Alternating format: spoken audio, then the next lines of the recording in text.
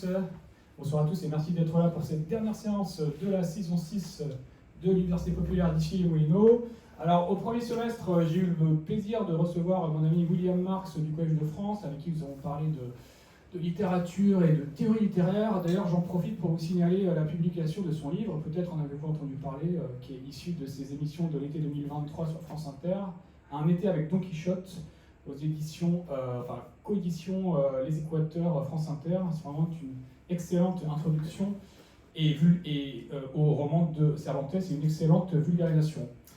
Mais ce soir, j'ai le plaisir, pour terminer cette saison 6, d'accueillir mon ami Alexandre Genevoix. Donc, et je voudrais juste, avant de lui laisser la parole, dire quelques mots sur pourquoi je l'ai invité et comment je l'ai rencontré. J'ai rencontré Alexandre sur YouTube, en fait. Je cherchais à l'époque une chaîne YouTube qui parle de livres. Et je ne trouvais pas grand-chose qui m'intéressait, en fait. Et puis un jour, par le hasard des algorithmes, je suis tombé sur une vidéo dont le titre m'a intéressé, qui s'appelait « Dans quelle édition lire les classiques ?» Et j'ai regardé cette vidéo et j'ai dit « Ah ouais, c'est super, quoi. » C'était un sujet que je connaissais un petit peu. C'était à la fois drôle, érudit, précis. Et je dis « Ah oui, j'ai adoré, mais c'est qui ce type, en fait ?» Et de fil en aiguille, je regarde une autre vidéo qui s'appelle, une vidéo que je vous conseille vraiment de regarder, que j'ai trouvé vraiment géniale, je pèse mes mots, qui s'appelle « Comment faut-il lire ?» Point d'interrogation, 2 parties, non, oui.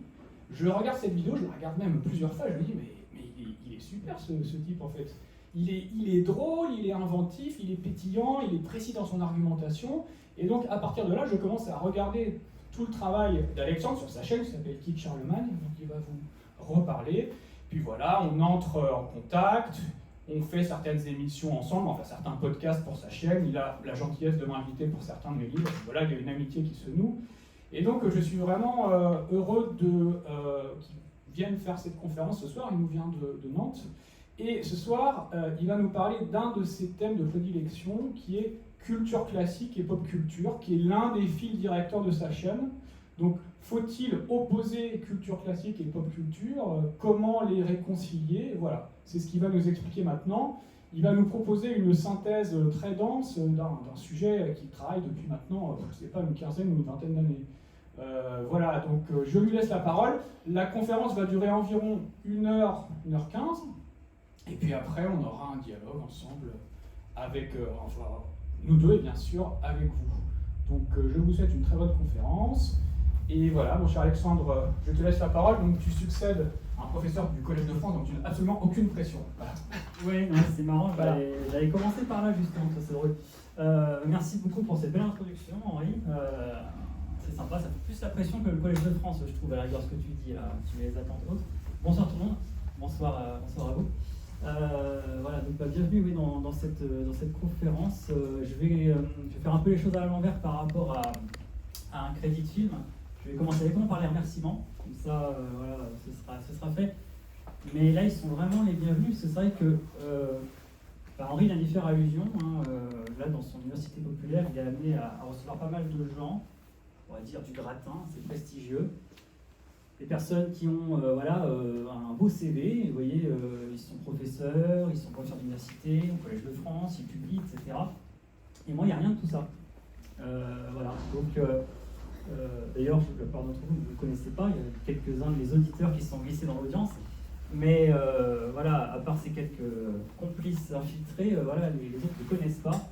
Et donc, pour cela, déjà, je dois vous remercier, parce que bon, vous venez aussi par fidélité au contenu d'Henri, vous savez, qualitatif, vous savez que personne toujours du beau monde, donc déjà, c'est un honneur qu'il m'ait invité, mais et voilà, pour plusieurs d'entre vous, vous n'êtes pas là parce que vous me connaissez, donc vraiment, merci beaucoup pour le temps que vous allez m'accorder, parce qu'encore une fois, voilà, je n'ai pas le CV prestigieux des personnes qu'il a reçues, donc c'est vraiment un honneur de me retrouver comme ça, à clôturer la saison, après tous ces intervenants. Voilà, moi je n'ai rien à vous vendre, je n'ai pas de livre là sur les étals à vous vendre, etc., à vous proposer. J'ai pas de pédigré universitaire, j'ai fait des études, je ne vais pas vous en parler, évidemment, et j'étudie énormément, mais voilà, donc je suis plus en mode autodidacte, électron libre, etc.,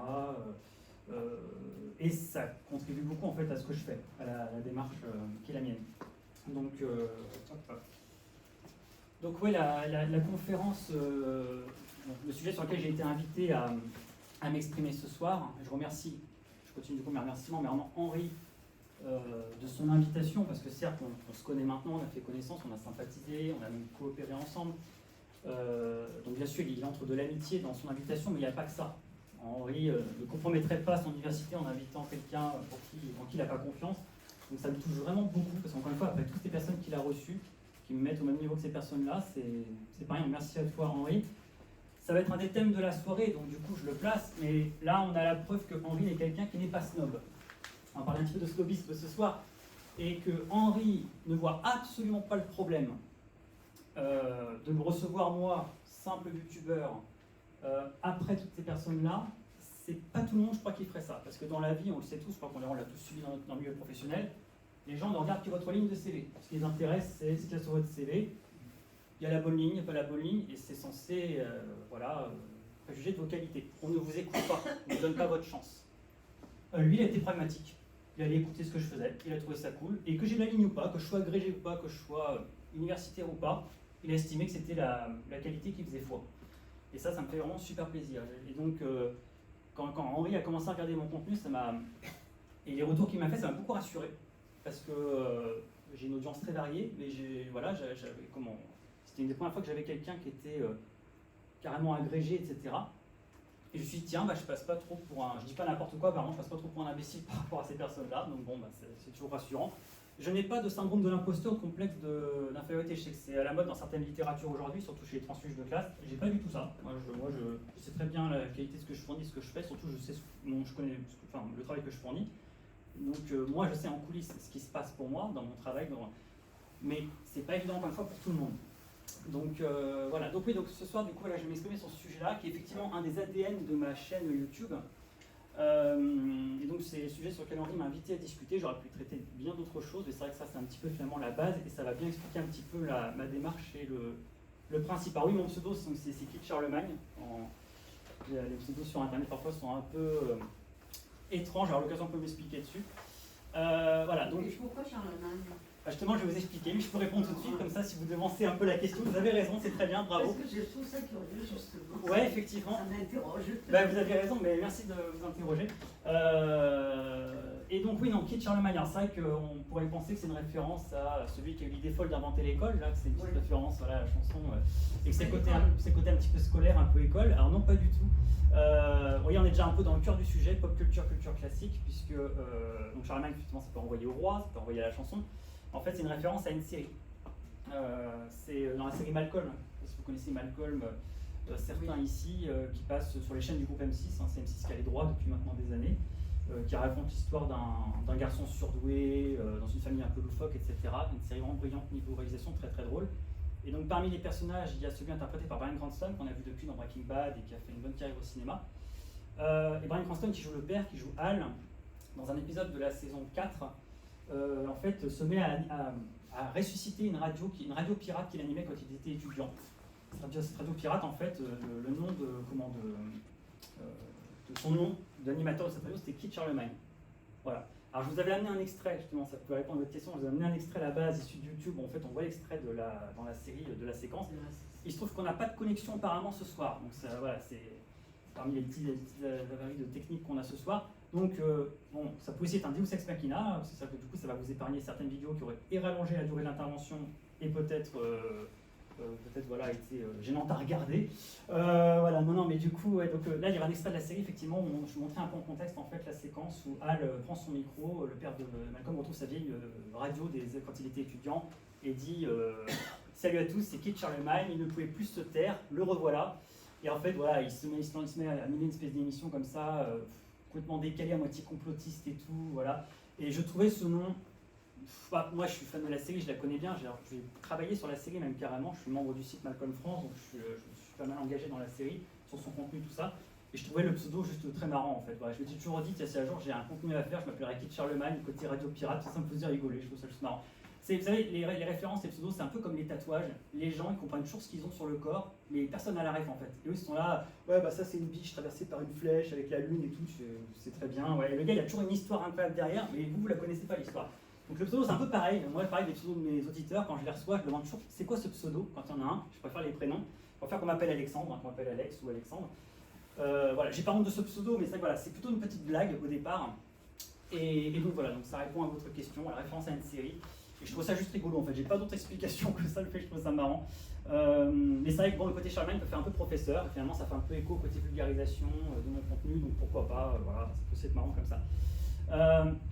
Voilà, donc non, le premier chapitre là, voilà, d'où tu parles, petite référence à la phrase qui est restée fameuse dans les années, enfin voilà, tout ce qui était 68, tout ça, mais si c'est pas trop ma culture, mais oui, je voulais un peu commencer par là, et essayer de pas trop m'y attarder non plus pour qu'on parle un peu à l'essentiel, mais c'est vrai que, encore une fois, comme je disais, comme moi je ne suis pas, voilà, vous ne me connaissez pas, je suis pas connu, j'ai pas, non seulement j'ai pas le CV universitaire, non seulement j'ai pas les publications, un livre là qui est là en pile, je peux vous indiquer ça à la fin, mais en plus, même sur YouTube, je suis même pas un poids lourd. Même sur YouTube, j'ai même pas une grosse audience, et du coup, voilà, je peux même pas dire, oui, vous m'avez forcément vu passer, sur YouTube on parle de moi, pas du tout. Donc, je suis obligé de passer par cette étape-là, moi je serai exactement sur mon sujet, mais de me présenter un minimum. Voilà, donc je m'appelle Alexandre Genevois, comme a si gentiment introduit Henri, écrit Charlemagne sur YouTube. Ça va compter pour cette première partie là, je suis né à la fin des années 80, je suis né en 88. Voilà, donc du coup je suis ici, je suis dans la génération Y. Et voilà, et donc je vais pouvoir un peu entrer en détail de mes références et de ma, donc pas dans mon éducation sentimentale mais du coup culturelle. Bon, j'ai fait un bac littéraire, voilà, c'était un peu l'évidence pour moi d'aller en bac L, c'était pas du tout une voie par défaut pour moi. Et après avoir hésité un moment à faire des études de cinéma, je suis allé en lettres modernes, en fait j'ai voulu faire des études de lettres, et sans dépit, hein, c'était pas du tout un plan par défaut non plus, j'étais très content d'y aller. Et voilà, donc j'ai fait 5 ans d'études de lettres, donc je suis allé jusqu'au master, et j'aurais pu aller jusqu'au doctorat ou à la thèse, on m'y invitait très gentiment, on trouvait que je faisais du bon travail, donc on voulait que je fasse ça. Mais ça m'a pas trop motivé pour plein de raisons, je suis pas très académique comme personne, je sentais déjà, je n'avais pas forcément trouvé ma place, il y aurait trop de contraintes de type académique qui n'allaient pas me plaire.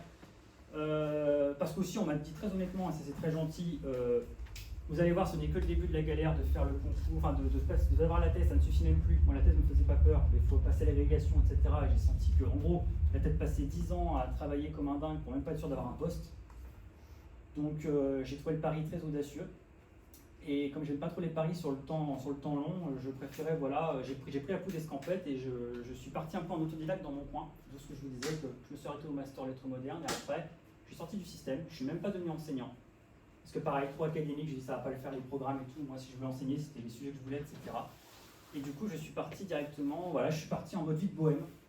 C'est vrai que je me suis auto-précarisé volontairement. Et j'ai toujours estimé que le temps c'était plus précieux que l'argent. L'argent on a besoin pour vivre bien sûr un minimum, mais quand on a la chance de ne pas avoir besoin de beaucoup pour vivre, c'est autant qu'on se dégage un niveau temps, si on ne compte pas plus que ça après l'argent. Et donc moi c'était le temps que je voyais toujours en crédit niveau temps. À Noël je voudrais commander du temps moi. Parce que le temps, voilà, ça peut être de l'argent, mais c'est aussi du temps de lecture. On sait que lire, ça prend beaucoup de temps, je pense que tout le monde ici le sait. C'est chronophage de lire, c'est même en plus exigeant au niveau mentalement, etc. Donc voilà, avoir du temps pour lire, du temps pour me documenter, m'instruire, du temps pour faire ce que je veux, pour créer. Je suis aussi un créatif avant tout, faire des vidéos, faire du montage, écrire, etc. Donc pour moi, c'était évident que c'est ça que je voulais faire, quoi. Donc voilà, quitte à faire ça un peu dans mon coin. Donc j'ai fondé la chaîne, du coup, peu de temps après la fin de mes études. J'ai créé la chaîne. Et oui, il y avait quand même cette volonté de transmission, même si je n'ai pas fait d'enseignant, finalement, il y a le côté, il faut quand même que je partage tout ça, j'ai plein de trucs quand même que je lis, etc., des idées, tout ça. Voilà, la chaîne s'est un peu inscrite là-dedans. Voilà, donc oui, donc génération Y, en fait, voilà, cette étape-là, pour expliquer en fait que c'est intimement lié à mon sujet. Je ne sais pas si vous connaissez ces notions de génération X, Y, Z, on entend un petit peu parler, voilà. Donc bon, les dates c'est un peu arbitraire comme toujours évidemment, hein, voilà, c'est pas aussi net que ça, mais enfin bon voilà, on part du principe généralement voilà, que la génération des boomers forcément, voilà, c'est l'après-guerre jusqu'aux années 60 à peu près. Génération X, en gros c'est la première génération d'enfants des boomers.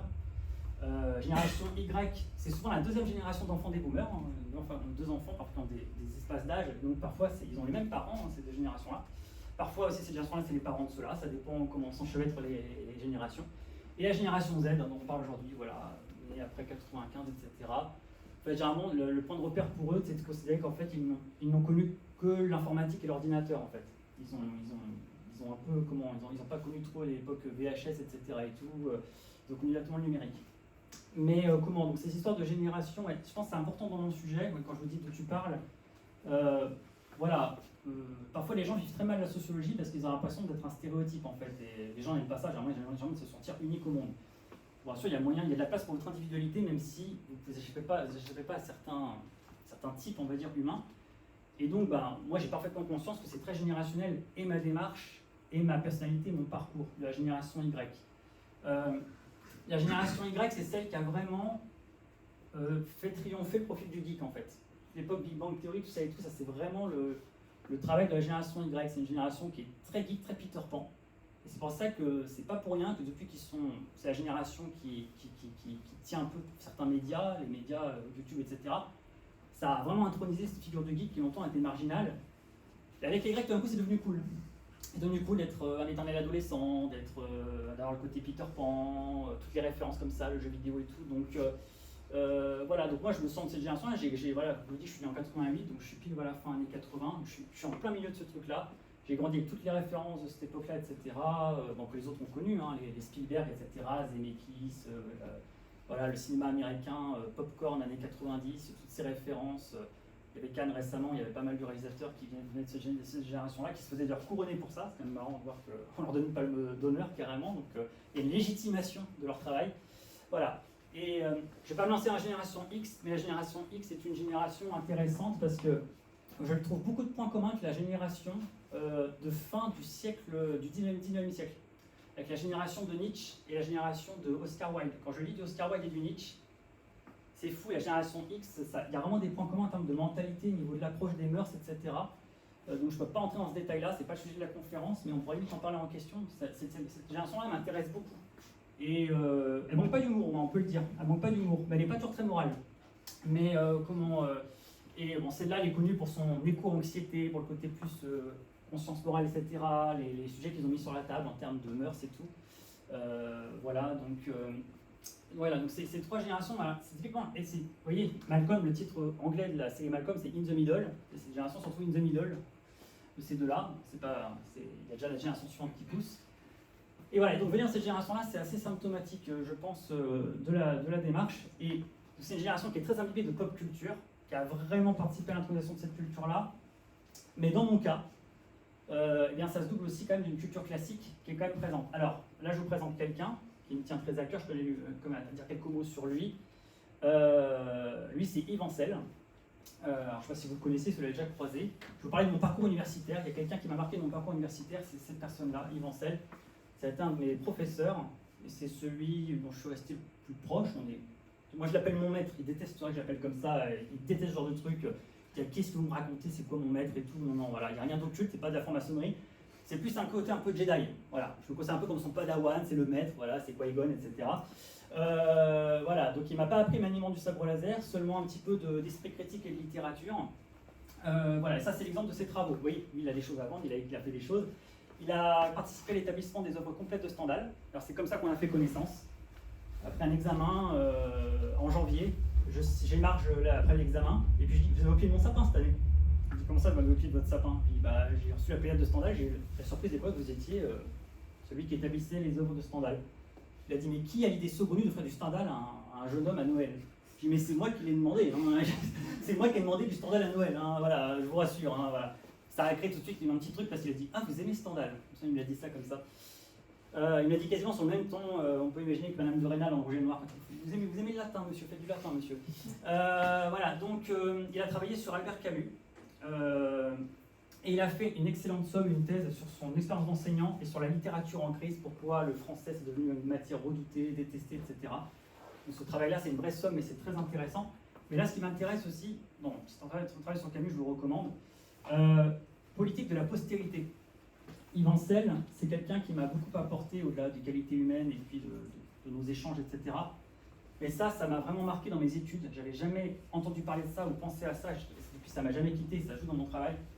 La politique de la postérité, c'est en quoi la réception des œuvres et la postérité des œuvres est politique. J'aime pas dire que tout est politique, il y a un livre autour de ça actuellement, mais en l'occurrence, comment ça se fait que, indépendamment des critères littéraires dans l'absolu, et ce qui compte vraiment d'ailleurs, on observe qu'il y a des espèces comme ça de redistribution des cartes régulièrement au niveau des œuvres. Pourquoi tel auteur est à la mode? Pourquoi un classique redevient à la mode? Pourquoi il y en a un qui commence à se démoder, ça devient vieillot? Aujourd'hui, Bossuet, c'est un auteur, à l'époque c'était incontournable, aujourd'hui Bossuet, on trouve ça vieillot.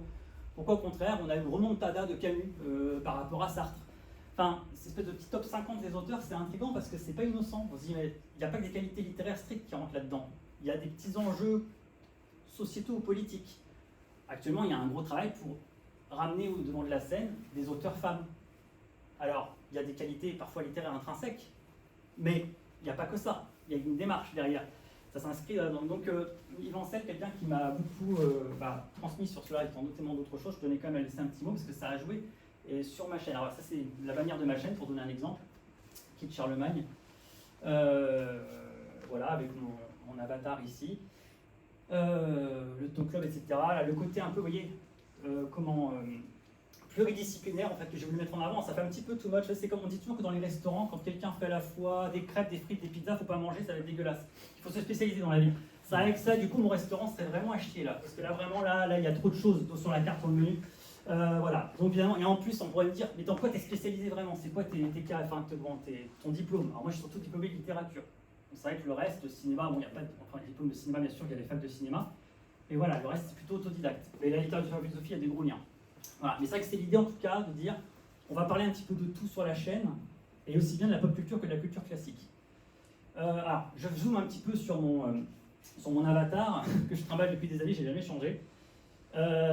Alors, parce que à l'époque, ça c'est un décor que je n'ai plus chez moi, hein, voilà, j'ai mûri, bizarrement. Non mais à l'époque j'avais voulu mettre le paquet sur la déco geek parce qu'à l'époque le concept était de dire il va y avoir un gars qui va parler de classique de la littérature mais avec le décor le plus geek possible. Vraiment le contraste absolu, vraiment. Et pour vous dire le contraste, je l'ai vraiment littéralement fait parce qu'un de mes romans préférés qui est Le Rouge et le Noir de Stendhal, donc je le tiens dans la main, Le Rouge et le Noir, et là je me suis cru très malin, irrésistiblement drôle à l'époque. J'ai fait un montage, vous voyez, très grossier d'ailleurs, quand on zoome on voit que c'est un montage, hein. J'avais mis 2 t-shirts différents, un de Sonic en noir, un de Mario en rouge, et ça faisait Le Rouge et le Noir. Voilà, donc je me trouvais génial quand j'ai fait ça. Et depuis c'est resté, en plus mes auditeurs ne connaissent même pas cette anecdote, je n'ai jamais raconté à mes auditeurs. Donc voilà, bon, ceux qui sont là la découvrent. Hop, alors ça, bon, c'est un truc caractéristique des youtubeurs, ceux qui en avez un petit peu entendu parler. Il y a tout un enjeu autour du décor, de l'habitat, de la chambre chez les youtubeurs. C'est normal parce que le plateau, c'est votre habitat. Donc c'est pas comme les animateurs de télé, ils rentrent chez eux, on ne connaît pas leur domicile, on connaît le plateau de télé. Là, c'est vous le plateau de télé. Donc ça doit... Alors, il ne s'agit pas d'adapter votre décor de chez vous pour le plateau. Hein. Vous allez vivre là-dedans, il faut que ça vous plaise à vous. Hein. Donc voilà, là c'est l'état de ma déco. Vous voyez là avant, il y avait tous les Mario, les machins, ça a un petit peu changé. Hein. On est entré un peu dans un truc un peu Rome, la carte de la romantique, tout ça. Je vous dis, j'ai mûri. Hein. Pourtant, c'est des passions que j'avais déjà à l'époque. Hein. Moi, la romantique, j'ai pris le latin quand j'étais au collège, j'ai toujours aimé la romantique, j'ai fait du latin, j'ai pris toutes les options de lettres classiques. J'ai eu ma licence, je pense, grâce aux lettres classiques. J'aurais jamais eu ma licence sinon. Voilà. Mais en tout cas, chez moi, se font face la bibliothèque, qui actuellement compte 800 ouvrages, et la DVD-thèque avec ses... Alors c'est marrant, pendant longtemps, j'ai eu plus de DVD que de livres, c'est plus le cas maintenant, et c'est 400 films. Non, 500 films. Parce que je pense à 500 jours ensemble le film. Voilà, donc j'ai mes DVD, mes films, mes jeux vidéo qui sont là, et j'ai ma bibliothèque. Alors, on connaît tous les vertus réconfortantes de ce genre d'objet, c'est-à-dire qu'on a une époque du dématérialisé, où aujourd'hui il faudrait, voilà, faut avoir en démat.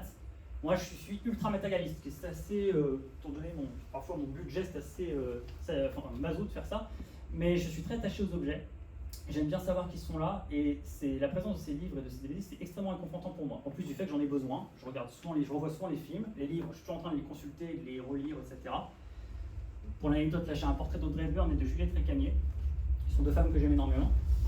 Et donc voilà, j'avais l'idée d'afficher leur portrait, et du coup j'ai donné à ma bibliothèque leur nom. Ça, c'est la bibliothèque que j'appelle Juliette Récamier, qui est ma bibliothèque de littérature classique, vraiment littérature. Avec voilà, la littérature étrangère, de l'Italie, Antiquité jusqu'à la littérature russe, etc. Puis la littérature française, du Moyen-Âge jusqu'à aujourd'hui.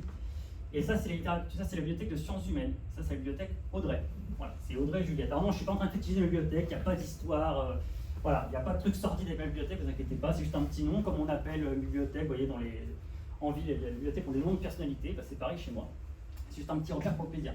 Voilà, mais ce décor-là, il représente bien mon contraste. Alors, vous voyez, tout à l'heure, on m'a posé la question, je vous remercie de votre question sur mon pseudo, sur Kit Charlemagne. C'était l'extrait qui était censé illustrer ça. Là, on voit Al avec son micro qui anime sa radio pirate. La vidéo ne fonctionne pas, ce qui me permet de rattraper un peu le retard que je prends déjà et donc d'épargner quelques minutes. Ça, c'est l'exemple de mon contenu de ma chaîne.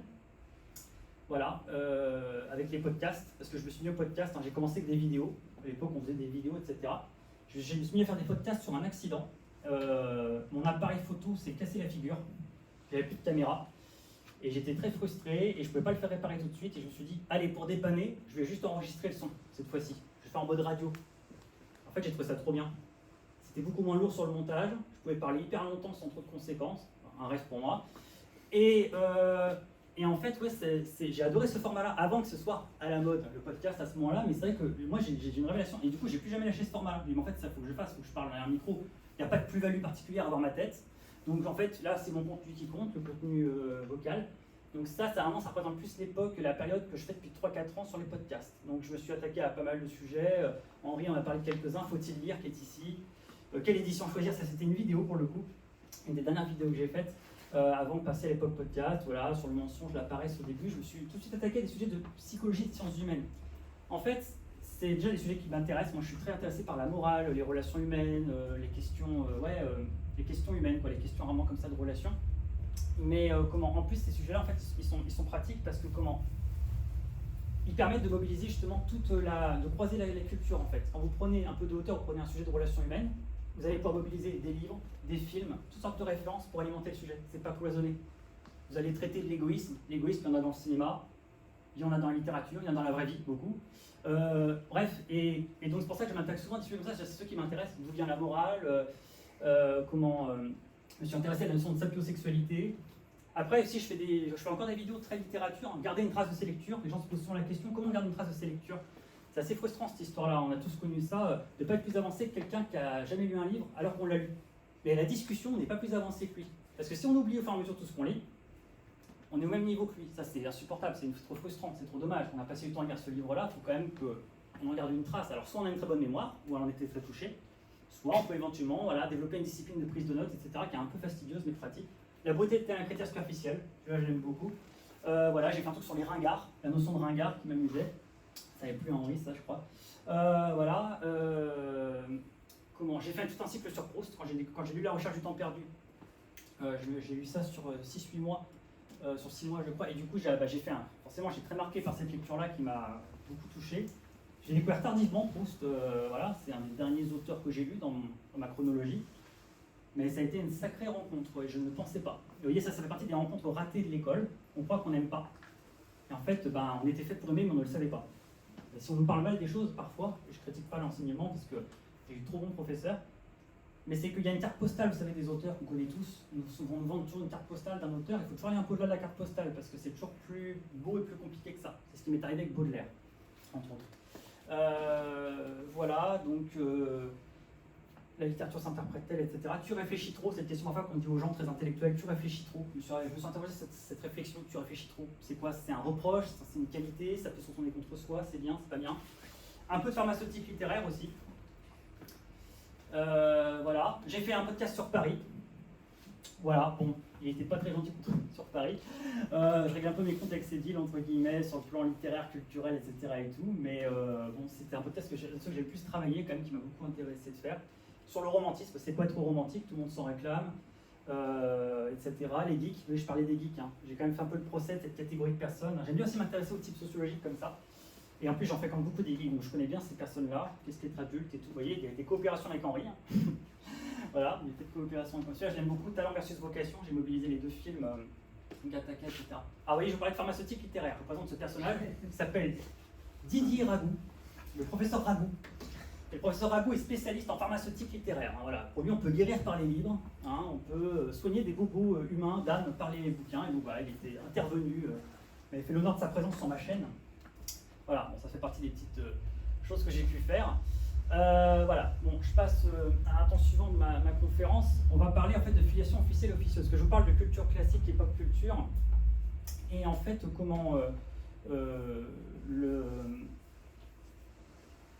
y a en fait les parties interprétatives en quelque sorte de cette culture-là, c'est-à-dire la partie qui est sujette à nos interprétations personnelles à nous, et puis il y a les parties officielles, c'est-à-dire que la pop culture et la culture classique, quand on regarde de près, elles ont des liens vraiment officiels, c'est-à-dire qui sont avérés.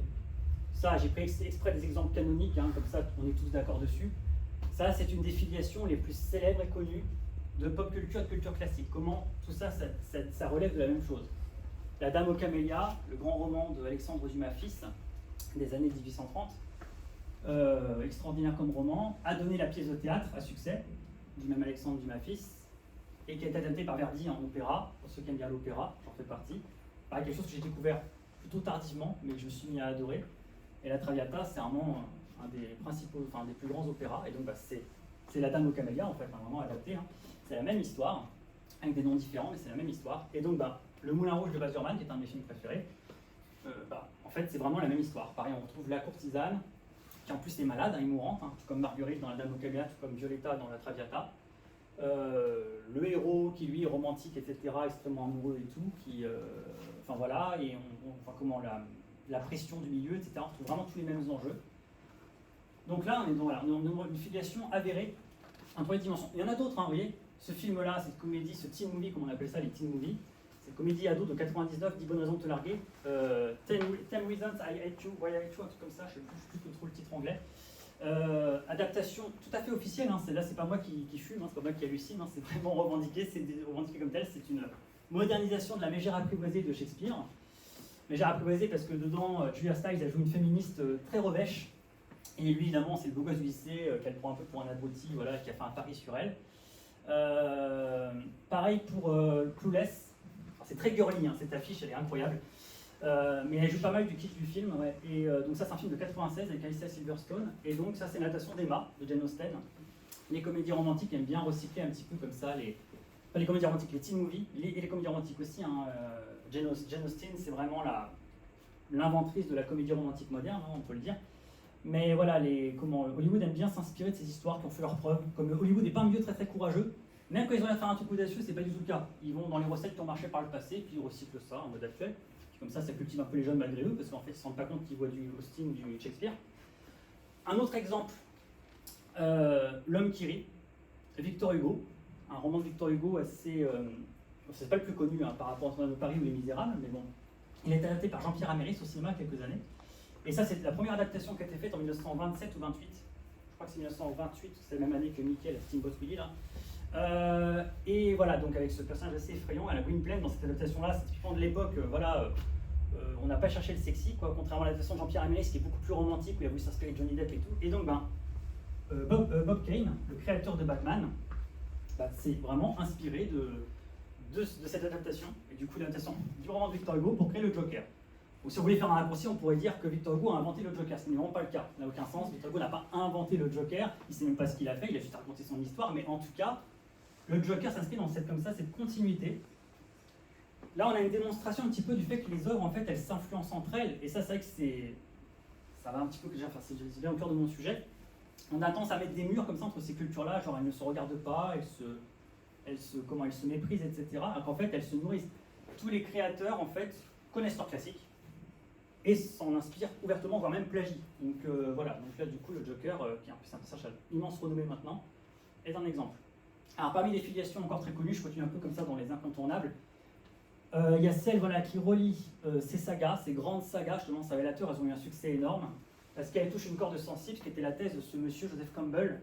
Alors c'est marrant, lui, même les geeks les plus ignares, parce que je sais que les geeks peuvent être ignares, ils savent toujours briller en société pour parler de Joseph Campbell. Il y a toujours le geek de base, il va toujours... Vous savez, il y a comme ça des livres, on dit que c'est le livre préféré des gens qui n'ont pas lu.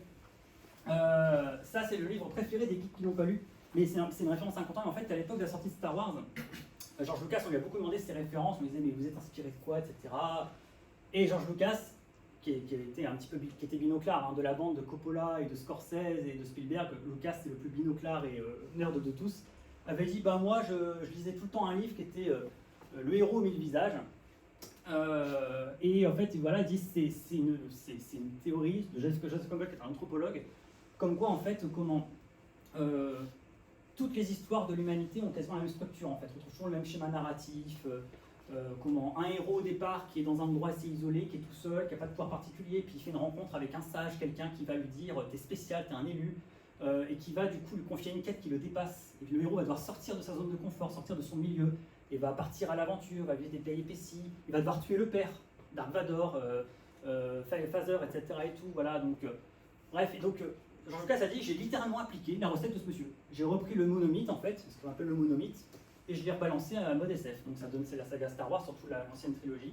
Et mais c'est un anneaux, hein, voilà, Gandalf qui joue la figure du sage, etc., qui vient chercher Frodon. Pareil, Morpheus qui vient chercher Neo dans Matrix, qui lui dit que le monde dans lequel il n'existe pas, etc. Enfin voilà, c'est... Donc là, on a vraiment une filiation au niveau, parce que là, carrément, on est dans le fond des âges. Hein. Puis avec Joseph Campbell, on n'est pas dans les classiques de 1800 et quelques, on est dans des récits d'humanité, dans des récits carrément des débuts de l'écriture, donc c'est très très ancien. Donc c'est, voilà. En plus, ça se crée dans une certaine mode, hein, qui est celle du structuralisme, des choses comme ça, où on cherche un petit peu la structure commune à tous les textes, on essaie un petit peu comme ça d'universaliser un peu les choses. Voilà, alors il y a d'autres références un peu comme ça, très connues, assez éculées, celle de Matrix avec le mythe de la caverne. Voilà, hein, Neo qui doit sortir du monde de la matrice, qui est complètement imaginaire, en fait arriver vers le monde réel, vers la vérité, qui est crue, qui est dure, mais au moins qui est la vérité. Ça, c'est vraiment la mise en application de Platon. Les frères Wachowski, les créateurs, se sont beaucoup vantés de cette filiation. Voilà, après il y a eu beaucoup de spéculations sur les vraies références philosophiques de Matrix. Moi je pense qu'il y a beaucoup de fantasmes sur les vrais fondements de Matrix. C'est aussi un très bon divertissement, et ça n'a pas besoin forcément de références philosophiques pour se légitimer. Et en tout cas, voilà, c'est une œuvre qui a puisé dans ce mythe-là, entre autres. Pareil, quand en 2010, Kick-Ass, le film sort, qui adapte un comic book, mais moi je suis pas très comic, donc j'avoue je ne connaissais pas, qui est l'histoire de ce garçon qui a lu trop de comic books. Et en fait, il dit à ses potes, bah, en fait, pourquoi il n'y a pas de super-héros dans la vie? Alors, il y a cette réplique où ses potes lui disent, parce que les super-pouvoirs, ça n'existe pas, du con. Ouais, pourquoi il n'y a pas de super-héros dans la vie? Il dit, ouais, mais quand même, c'est quand même dingue, personne ne prend l'initiative, je sais pas, de mettre une cape et de se dire, tiens, je vais sauver des gens, tout ça. Donc bah, ce garçon se prend une tenue de plongée toute pourrie et en fait va dans la rue, il se met à sauver des vies, intervenir. La première fois que ça arrive, il se fait casser la gueule, il manque de mourir. Donc bah, moi quand j'ai vu ça en 2010, je me suis dit ah oui non mais là c'est du Don Quichotte là, c'est vraiment Don Quichotte des temps modernes. J'étais épaté à quel point la référence n'apparaissait pas dans les critiques de cinéma. Enfin très peu en tout cas. Je crois que j'ai rencontré qu'une ou deux fois et en plus souvent c'était des critiques sur internet. Vous voyez le côté peut-être nerd et tout. Je me suis dit mais comment on ne peut pas plus mettre en avant ça? Qu'est-ce qui bloque? Qu'est-ce que les gens ne voient pas? Là, ça me paraît obvious. J'ai même pas trouvé de source qui m'atteste, parce que je suis toujours attentif à ça, si les créateurs de ce comics et de ce film y ont pensé. Est-ce qu'ils n'ont fait que réinventer le personnage? Ça peut aller après tout. Ils ont peut-être réinventé sans s'en rendre compte le concept. Mais en tout cas, là, la filiation, elle est quand même assez flagrante. Là, on a vraiment un Don Quichotte des temps modernes, même principe, hein, quelqu'un qui a lu trop de romans de chevalerie, trop de comic books, qui veut être un chevalier, qui veut être un super-héros, et qui va vivre des mésaventures. Alors, une autre filiation beaucoup plus vague, mais elle est importante, moi je la vois pas. Je la vois partout, j'en parle souvent quand je fais des cours particuliers de philosophie à des élèves de temps en temps, je leur en parle toujours, mais le stoïcisme, l'influence du stoïcisme, c'est absolument dingue. En fait, on sait que c'est une philosophie qui a beaucoup marqué la société occidentale, qui a été très récupérée par en plus le christianisme, c'est ça à quoi elle doit sa survie d'ailleurs sans doute, plus apprécié que l'épicurisme. Et toutes les figures de sages dans les films, Obi-Wan Kenobi dans Star Wars, Dumbledore dans Harry Potter, Yoda dans Star Wars aussi, Gandalf dans Seigneur des Anneaux, Professeur Ragout bien sûr, voilà, un stoïcien s'il en est. Voilà, et donc nous avons ici Marc Aurèle dans Gladiator de Ridley Scott. Donc là, on a carrément Marc Aurèle, le philosophe stoïcien. Et voilà, et les stoïciens, ça a vraiment défini l'alpha et l'oméga du sage dans la pop culture. En fait, aujourd'hui, tous les stéréotypes qu'on a sur un sage, sur sa façon de penser, sur sa mentalité, presque des poncifs hein, quasiment, vraiment sur le fait d'être mesuré, d'être un peu détaché des choses, de ne pas s'emporter par les passions, de ne pas trop s'attacher, sinon on va tomber dans la colère et tout. Enfin, Sénèque a écrit un traité pour Néron qui s'appelle le De Ira, qui était sur la colère, où il voulait expliquer à son élève qu'il fallait être un bon monarque qui ne s'emporte pas par la colère. Ça a plutôt loupé, parce qu'il a reçu une lettre l'invitant gentiment à se suicider par son disciple, voilà, qui était plutôt un nerveux, qui a inspiré d'ailleurs en partie Geoffrey Baratheon dans Game of Thrones, même si c'est plus le stéréotype qu'on se fait de Néron. Il y a une tentative de réhabilitation de cet empereur depuis quelque temps, c'est assez intéressant. Voilà, et donc, voilà, donc les stoïciens, moi que j'aime beaucoup, moi c'est parmi les auteurs que j'adore en philosophie, entre autres Sénèque bien sûr, les lettres à Lucullus, tout ça, tous les traités de Sénèque. Mais on a l'impression de voir, il y a même une phrase moi, que je cite souvent en philosophie dans mes cours, de Gandalf dans le premier film, dans la communauté de l'anneau, quand Frodon a un coup de cafard et dit à Gandalf j'aimerais que tout ceci ne soit jamais arrivé, que jamais tout soit. Enfin voilà, là c'est le héros qui ne veut pas que l'aventure soit venue à lui. Et Gandalf lui dit comme tous ceux qui vivent des heures si sombres, mais ce n'est pas à eux de décider. Tout ce que l'on peut décider, c'est que faire du temps qui nous est imparti. C'est une des répliques les plus connues et les plus appréciées du film. Mais ça, c'est un condensé de stoïcisme, quoi. La notion qu'on ne contrôle pas les choses. Les stoïciens passent leur temps à dire ne vous torturez pas ce que vous ne maîtrisez pas. Les stoïciens sont très modestes là-dessus. Il y a tas de choses dans l'univers qu'on ne maîtrise pas, des forces qui nous dépassent. On ne se rend pas malheureux avec ça, ça ne sert à rien, c'est une perte de temps. Concentrons-nous sur ce qu'on maîtrise. Tout ce que l'on peut décider, c'est que faire du temps qui nous est imparti. Et le nombre de lettres à Lucullus ou de traités de Sénèque qui parlent du temps, la brièveté de la vie, l'oisiveté, le deotio, ça montre ses soucis. Les stoïciens sont les premiers à penser le temps. On fait quoi de notre temps, juste? La réponse de Sénèque, on le gaspille. On le gaspille, on donne trop notre temps à des gens qui n'en valent pas la peine, à des choses qui sont nulles. Le temps, c'est la seule monnaie qu'on ne nous remboursera jamais. On ne peut pas nous rembourser le temps. Le temps qu'on ne peut pas nous le rendre, on ne peut pas l'acheter. C'est notre monnaie la plus précieuse, en fait. Donc, qu'est-ce qu'on peut en faire? Voilà, donc voilà, les stoïciens, c'est vraiment, voilà, pareil, ça a beaucoup imprégné la pop culture. Alors ça c'est une facilité, parce que pareil, on le voit souvent qu'en fait c'est une facilité. Dans Terminator 2 et dans Terminator 1 d'ailleurs, hein, il y a la fameuse phrase dans Terminator qui est « No fate, but what we make ». Pas de destin, mais ce que nous faisons. Bon, ça c'est un peu de l'existentialisme pour les nuls, quoi. Il n'y a pas de destin, mais seulement ce que nous faisons. C'est la façon on peut le plus résumer la pensée de Sartre. Pas sûr que James Cameron ou ait lu Sartre ou ait pensé à Sartre. Mais pareil, l'existentialisme, son influence, cette philosophie, c'est encore aujourd'hui, hein, il y a encore son héritage très très présent dans les mentalités, pour le meilleur et parfois pour le pire. Et je pense que c'est plutôt un signe de ça, plus qu'une inspiration directe. Je pense que ça a tellement imprégné les consciences qu'aujourd'hui on fait de l'existentialisme comme du stoïcisme sans s'en rendre compte en fait. Donc ça transparaît même à Hollywood, voilà, il n'y a pas de destin, il y a seulement ce que nous faisons, on est maître de sa vie, on est responsable. C'est en train de reculer dans ce discours-là, de façon intéressante, mais c'est un autre sujet, aujourd'hui sur le social. Avec le wokisme aujourd'hui, tout ça, le féminisme, la tournure qu'il prend aujourd'hui, il y a une remise en question de ça. Plus inspiré d'ailleurs Simone de Beauvoir, la compagne de Sartre, mais l'idée qu'au contraire, aujourd'hui, on ne maîtrise pas réellement tout en fait. En fait, on n'est pas si maître de son destin que ça, il y a le social. Le social a un peu remplacé le divin, comme une espèce de fatalité comme ça, supérieure. Et c'est vrai qu'aujourd'hui, voilà, l'intime et politique, tout ça, c'est un peu ciblé à la mode. Alors ça, c'est deux images que j'ai mis comme ça en illustration pour aussi deux mythes qui sont très présents dans la pop culture, qui viennent de la culture classique. C'est le mythe de Pygmalion et Galatée, hein, la statue de l'artiste dont il tombe amoureux lui-même en fait, et elle prend vie quand il a prié Vénus. C'est un artiste chaste, voilà, il s'est préservé toute sa vie, donc pour récompenser de sa vertu, Aphrodite lui offre la réalisation de son œuvre en fait en tant que femme réelle. Et puis ça, c'est Faust, le mythe de Faust avec Méphistophélès, hein, donc ce vieux savant qui a sacrifié toutes ses années, ses belles années de jeunesse pour la savoir et la connaissance, et qui prend beaucoup de déprime au bout de quelques années en disant « Je suis pas un peu passé à côté de ma vie en fait, j'ai passé mon temps à lire des bouquins, essayer de comprendre le monde, essayer de tout comprendre, de tout savoir. Et en fait, tout ça pour ça, je suis seul dans mon bureau en train de me faire chier, je suis mélancolique, c'est la figure de la mélancolie. Et donc là, il y a l'invocation il y a une espèce de tirade, chez Goethe, de tirade blasphématoire comme ça, de toute façon la connaissance c'est de la merde, ça sert à rien. Rendez-moi mes années de jeunesse, rendez-moi le plaisir de la chair, etc. et tout. Et là, Méphistophélès dit, ok, on fait un pacte, est-ce que je te rends tes années de jeunesse et cette fois-ci tu vas profiter de la vie. On retrouve ça chez Frollo pas le Bossu de Time, c'est le Disney Disney, dans Notre-Dame de Paris, le roman de Hugo. Comme le passage de Victor Hugo, Frollo est un passage faustien. Il est tout le temps dans sa tour de Notre-Dame, il est en train d'étudier, de faire un peu comme ça l'alchimiste. Et en fait, tomber amoureux d'Esmeralda lui fait réaliser, il dit mais en fait, c'est nul tout ça, c'est nul, en fait je perds mon temps, c'est pas ça, la vie c'est l'amour, c'est la chair, en même temps il est torturé, mais il est très coupable pour le coup, c'est encore plus intéressant je trouve, il y a la culpabilité. Voilà, là je passe à mes parallèles à moi. Alors, sur la brochure, ça me fait marrer quand j'ai lu la brochure, on vous disait le rapport entre Balzac et Mario. J'espère qu'aucun de vous n'attendait trop de ce parallèle-là, que je ne vais pas faire des déçus, vous n'êtes pas venu pour ça, parce que je dois vous annoncer un truc très décevant, mais il n'y a aucun rapport entre Balzac et Mario. This is fake news, comme dirait un ancien président, peut-être futur président. Voilà, non, il n'y a pas de parallèle entre Balzac et... Ça me fait marrer quand j'ai lu ça dans la brochure, c'était peut-être un petit peu comme ça, c'est dans l'idée, quoi. C'est l'idée, j'aime bien l'idée, comme dit Arthur dans Kaamelott. Non, à part la moustache peut-être, il y a un petit truc avec la stache mou là, mais sinon non, il n'y a pas de rapport entre les deux. Alors ça par contre, voilà, ça c'est là vous voyez, on entre dans les parallèles, quand je vous disais qu'il y avait des filiations officielles entre pop culture et culture classique. Il y a tout ce qui est officiel, tout ce qu'on sait, tout ce qui est avéré par les créateurs eux-mêmes qui ont dit je me suis inspiré de ça, tout ce qui semble évident. Et là, j'en viens à ma démarche, c'est le moment où de soi-même, dans la vie, quand on a un petit peu de culture générale, etc., on se met à avoir des parallèles qui ne sont pas officiels, qui ne sont pas reconnus par leurs auteurs, mais que vous voyez. Et donc ces parallèles, eh bien c'est par exemple voilà, celui-là. Je ne sais pas si c'est un des premiers qui m'est venu, assez spontanément. Mais alors, je connaissais le Pétrone. À chaque fois comment je vais commencer par la référence que je connaissais de base. Moi je connaissais le Satyricon de Pétrone par mes études de lettres classiques.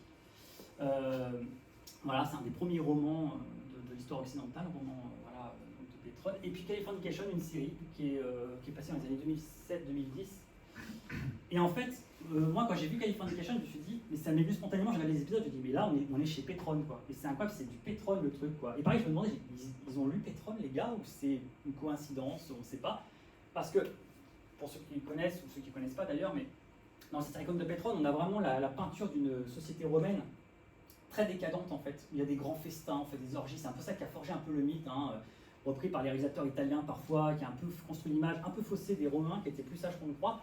Mais et c'est vrai que comment cette image du banquet de Trimalcion, des banquets où il y a plein de nourriture sur la table, il y a des parvenus, des arrivistes, le repas commence normalement, puis à la fin tout le monde se fout sur la gueule, ou alors il est en train de forniquer, tout ça, enfin toutes ces images-là, un peu comme ça. Mais Californication, c'est un épisode sur deux, c'est ça. C'est cette société de Los Angeles, de la côte ouest, qui sont bourrés de thunes, il y a plein de parvenus, d'opportunistes et de nouveaux riches.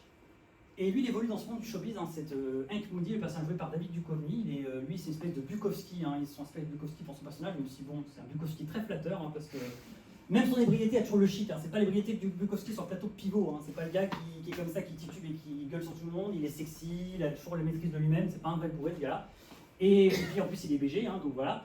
Mais c'est vrai que Hank Moody traverse une société hollywoodienne et de Los Angeles qui sont des gens comme ça, qui sont très superficiels, qui sont en train de faire des longs banquets interminables. On a des épisodes qui consistent en un seul long repas.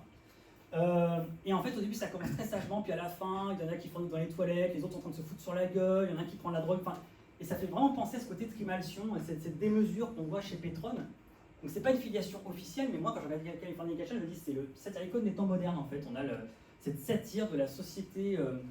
Comment on va dire, de la jet set, on va dire, hollywoodienne, sur la côte ouest.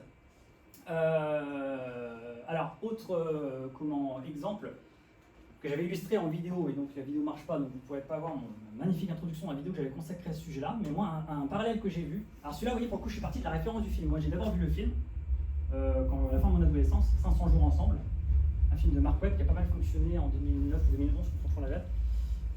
Et le cycle de la Belle Dame sans Merci, c'est un texte du Moyen-Âge. Il y a quand même 600 ans entre ces deux textes. Hein. Là, on est quand même sur des échelles de temps assez importantes. Donc, aucun rapport a priori. Hein. Là, on se dit quand même, là, c'est un peu tiré par les cheveux. Mais en fait, moi, ça m'est apparu flagrant parce que, en plus, ça en sort un peu du texte, du paratexte, mais 500 jours ensemble, en fait, c'est un film qui fait encore beaucoup parler parce qu'il divise un peu l'audience, en fait. Parce que, bon, c'est une histoire, enfin, comme il dit le film, en fait, ceci n'est pas une histoire d'amour, c'est une histoire sur l'amour. Effectivement, c'est une histoire d'un amour non réciproque, en fait, hein, sur une espèce de friendzonage qui dit pas son nom, etc. Et en fait, il y a une petite guerre des tranchées qui s'est créée dans l'audience, chez les spectateurs, sur qui est méchant, qui est gentil. Voilà, hein, c'est un peu comme dans la vie, vous savez, quand les gens, il y a des ruptures autour de vous, de toute façon c'est trop un salaud, ça je savais que c'était une pute, machin, les gens sont en train de prendre parti dans l'histoire qu'on leur a rien demandé. Là c'est un peu pareil en fait, hein, dans le film, en fait, les gens disent, de toute façon, le pauvre, il est trop sincère, trop amoureux, c'est trop une victime, elle c'est vraiment une salope. Non, en fait, elle est honnête avec lui depuis le départ, c'est lui qui s'est fait un film, il l'a instrumentalisé, machin. Alors, le revers de cette histoire, quand même, ce qui a été un coup de tonnerre, c'est que l'acteur lui-même, Joseph Gordon-Levitt, l'interprète, est intervenu dans la bataille un jour et a posté sur Twitter, vous ne savez pas ce qu'il a écrit, le gars. J'ai revu mon film, franchement, j'en ai marre de recevoir des messages de mes fans qui disent que mon pauvre, moi je t'aurais trop aimé comme tu mérites, machin. Revoyez le film, en fait, ce gars-là est limite un manipulateur, quoi, est un romantique au sens mauvais du terme. Et du coup, ça avait créé une espèce de procès de ce film. Et en fait, quand j'ai lu La Belle Dame sans Merci plus tard, qui est un cycle, en fait, Les Belles Dames sans Merci, une dame sans pitié, c'est l'histoire d'un poète amoureux d'une dame qui lui déclare son amour sur des pages de verre, etc., dans une scène typique de Moyen-Âge où il y a une espèce comme ça de petite fête, il s'isole avec elle, il lui parle. Et la dame reste froide et intraitable. Elle est insensible à son poème, elle s'en fout. Et dans l'amour courtois, et on a hérité ça aujourd'hui, certains, entre autres, c'est reproché parfois par le féminisme aujourd'hui, c'est remis en question, l'idée que l'amour se mériterait. C'est qu'en fait, si on est convaincant avec l'autre, qu'on lui prouve qu'on est vraiment le meilleur amant possible et qu'en plus on est sincère, qu'on est très amoureux, l'autre va tomber amoureux. On sait que dans la réalité, c'est plus compliqué que ça.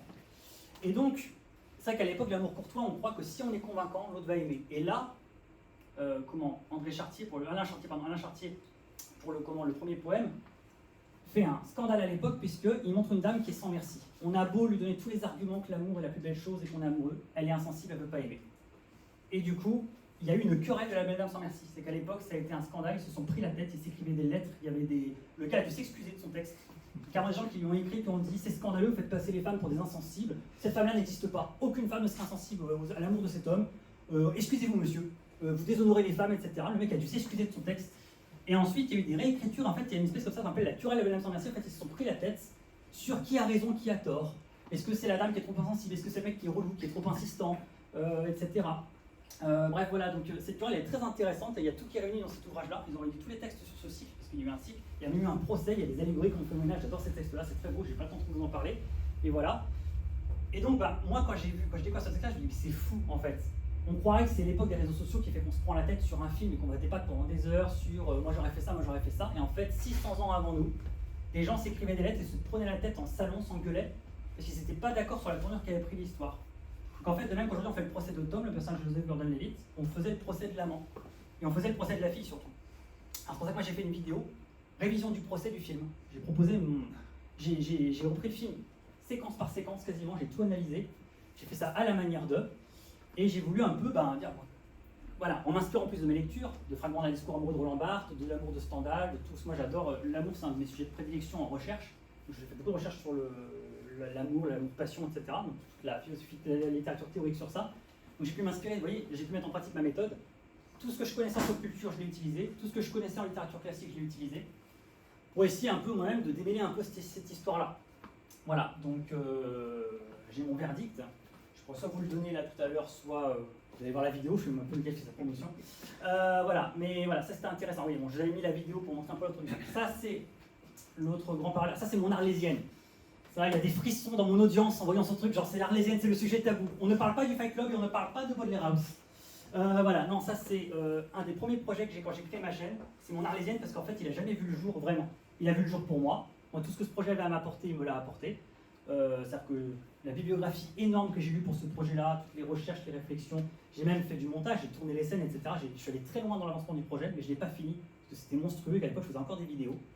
Et comme je n'avais pas les droits pour la série, j'ai reconstitué 40 minutes d'épisode de Dr House, en interprétant House, parce que je n'avais pas les moyens de payer quelqu'un pour le jouer, il fallait que ce soit moi.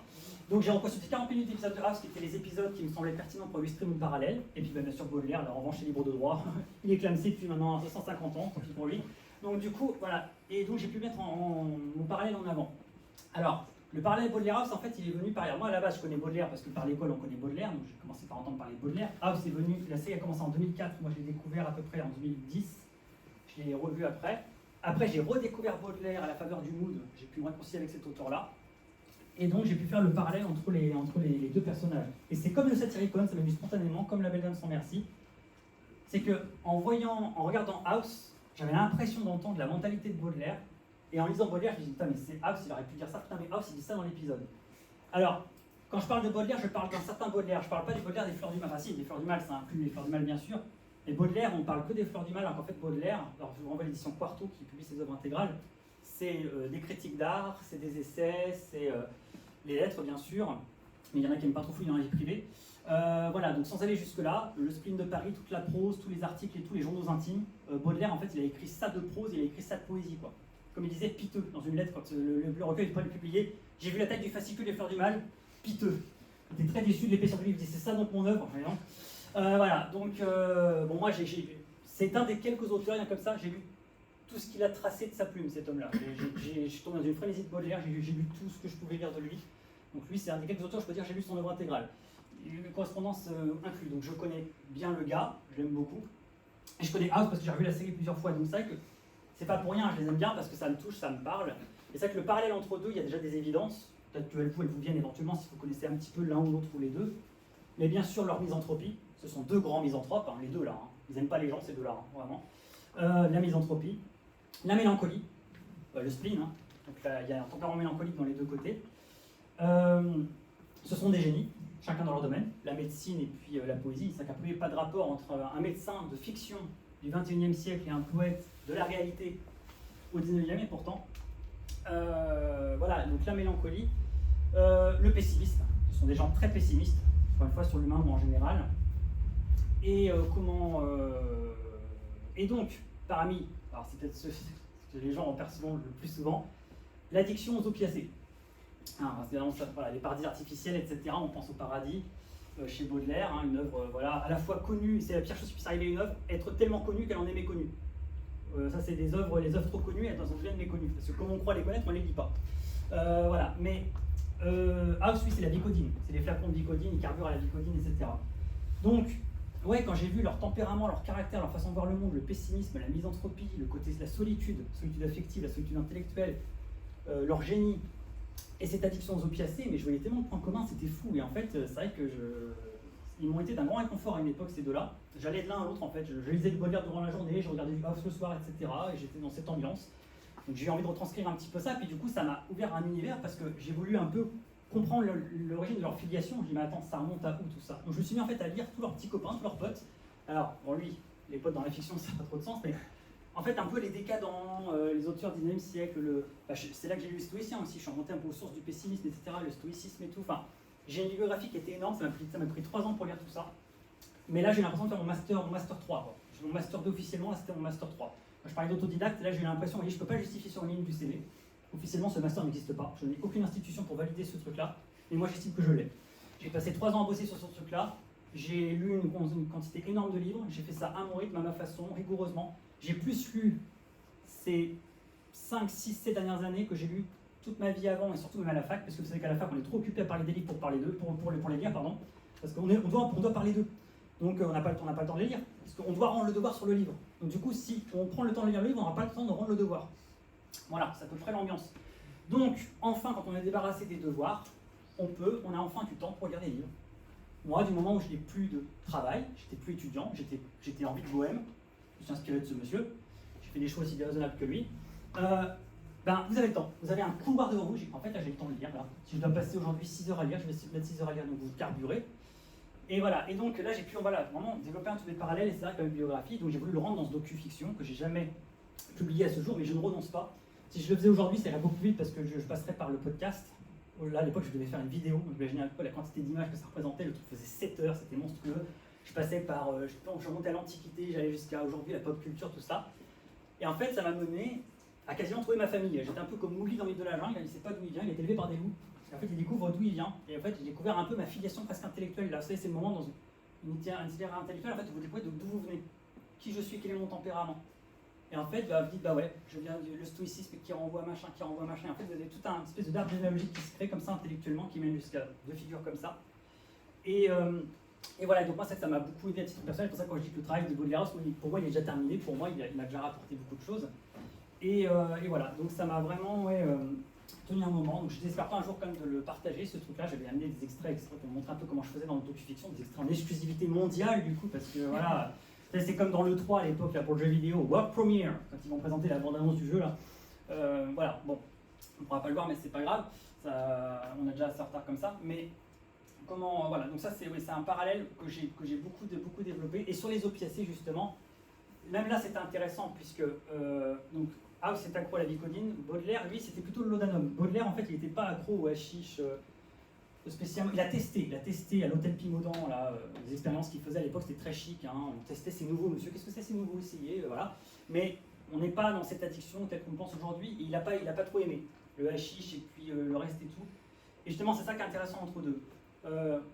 Parce que c'est pas des gens qui se défoncent, Baudelaire et House. Pourquoi? Pour une raison très simple, c'est que se défoncer, c'est abdiquer de son psychisme et de son intellect.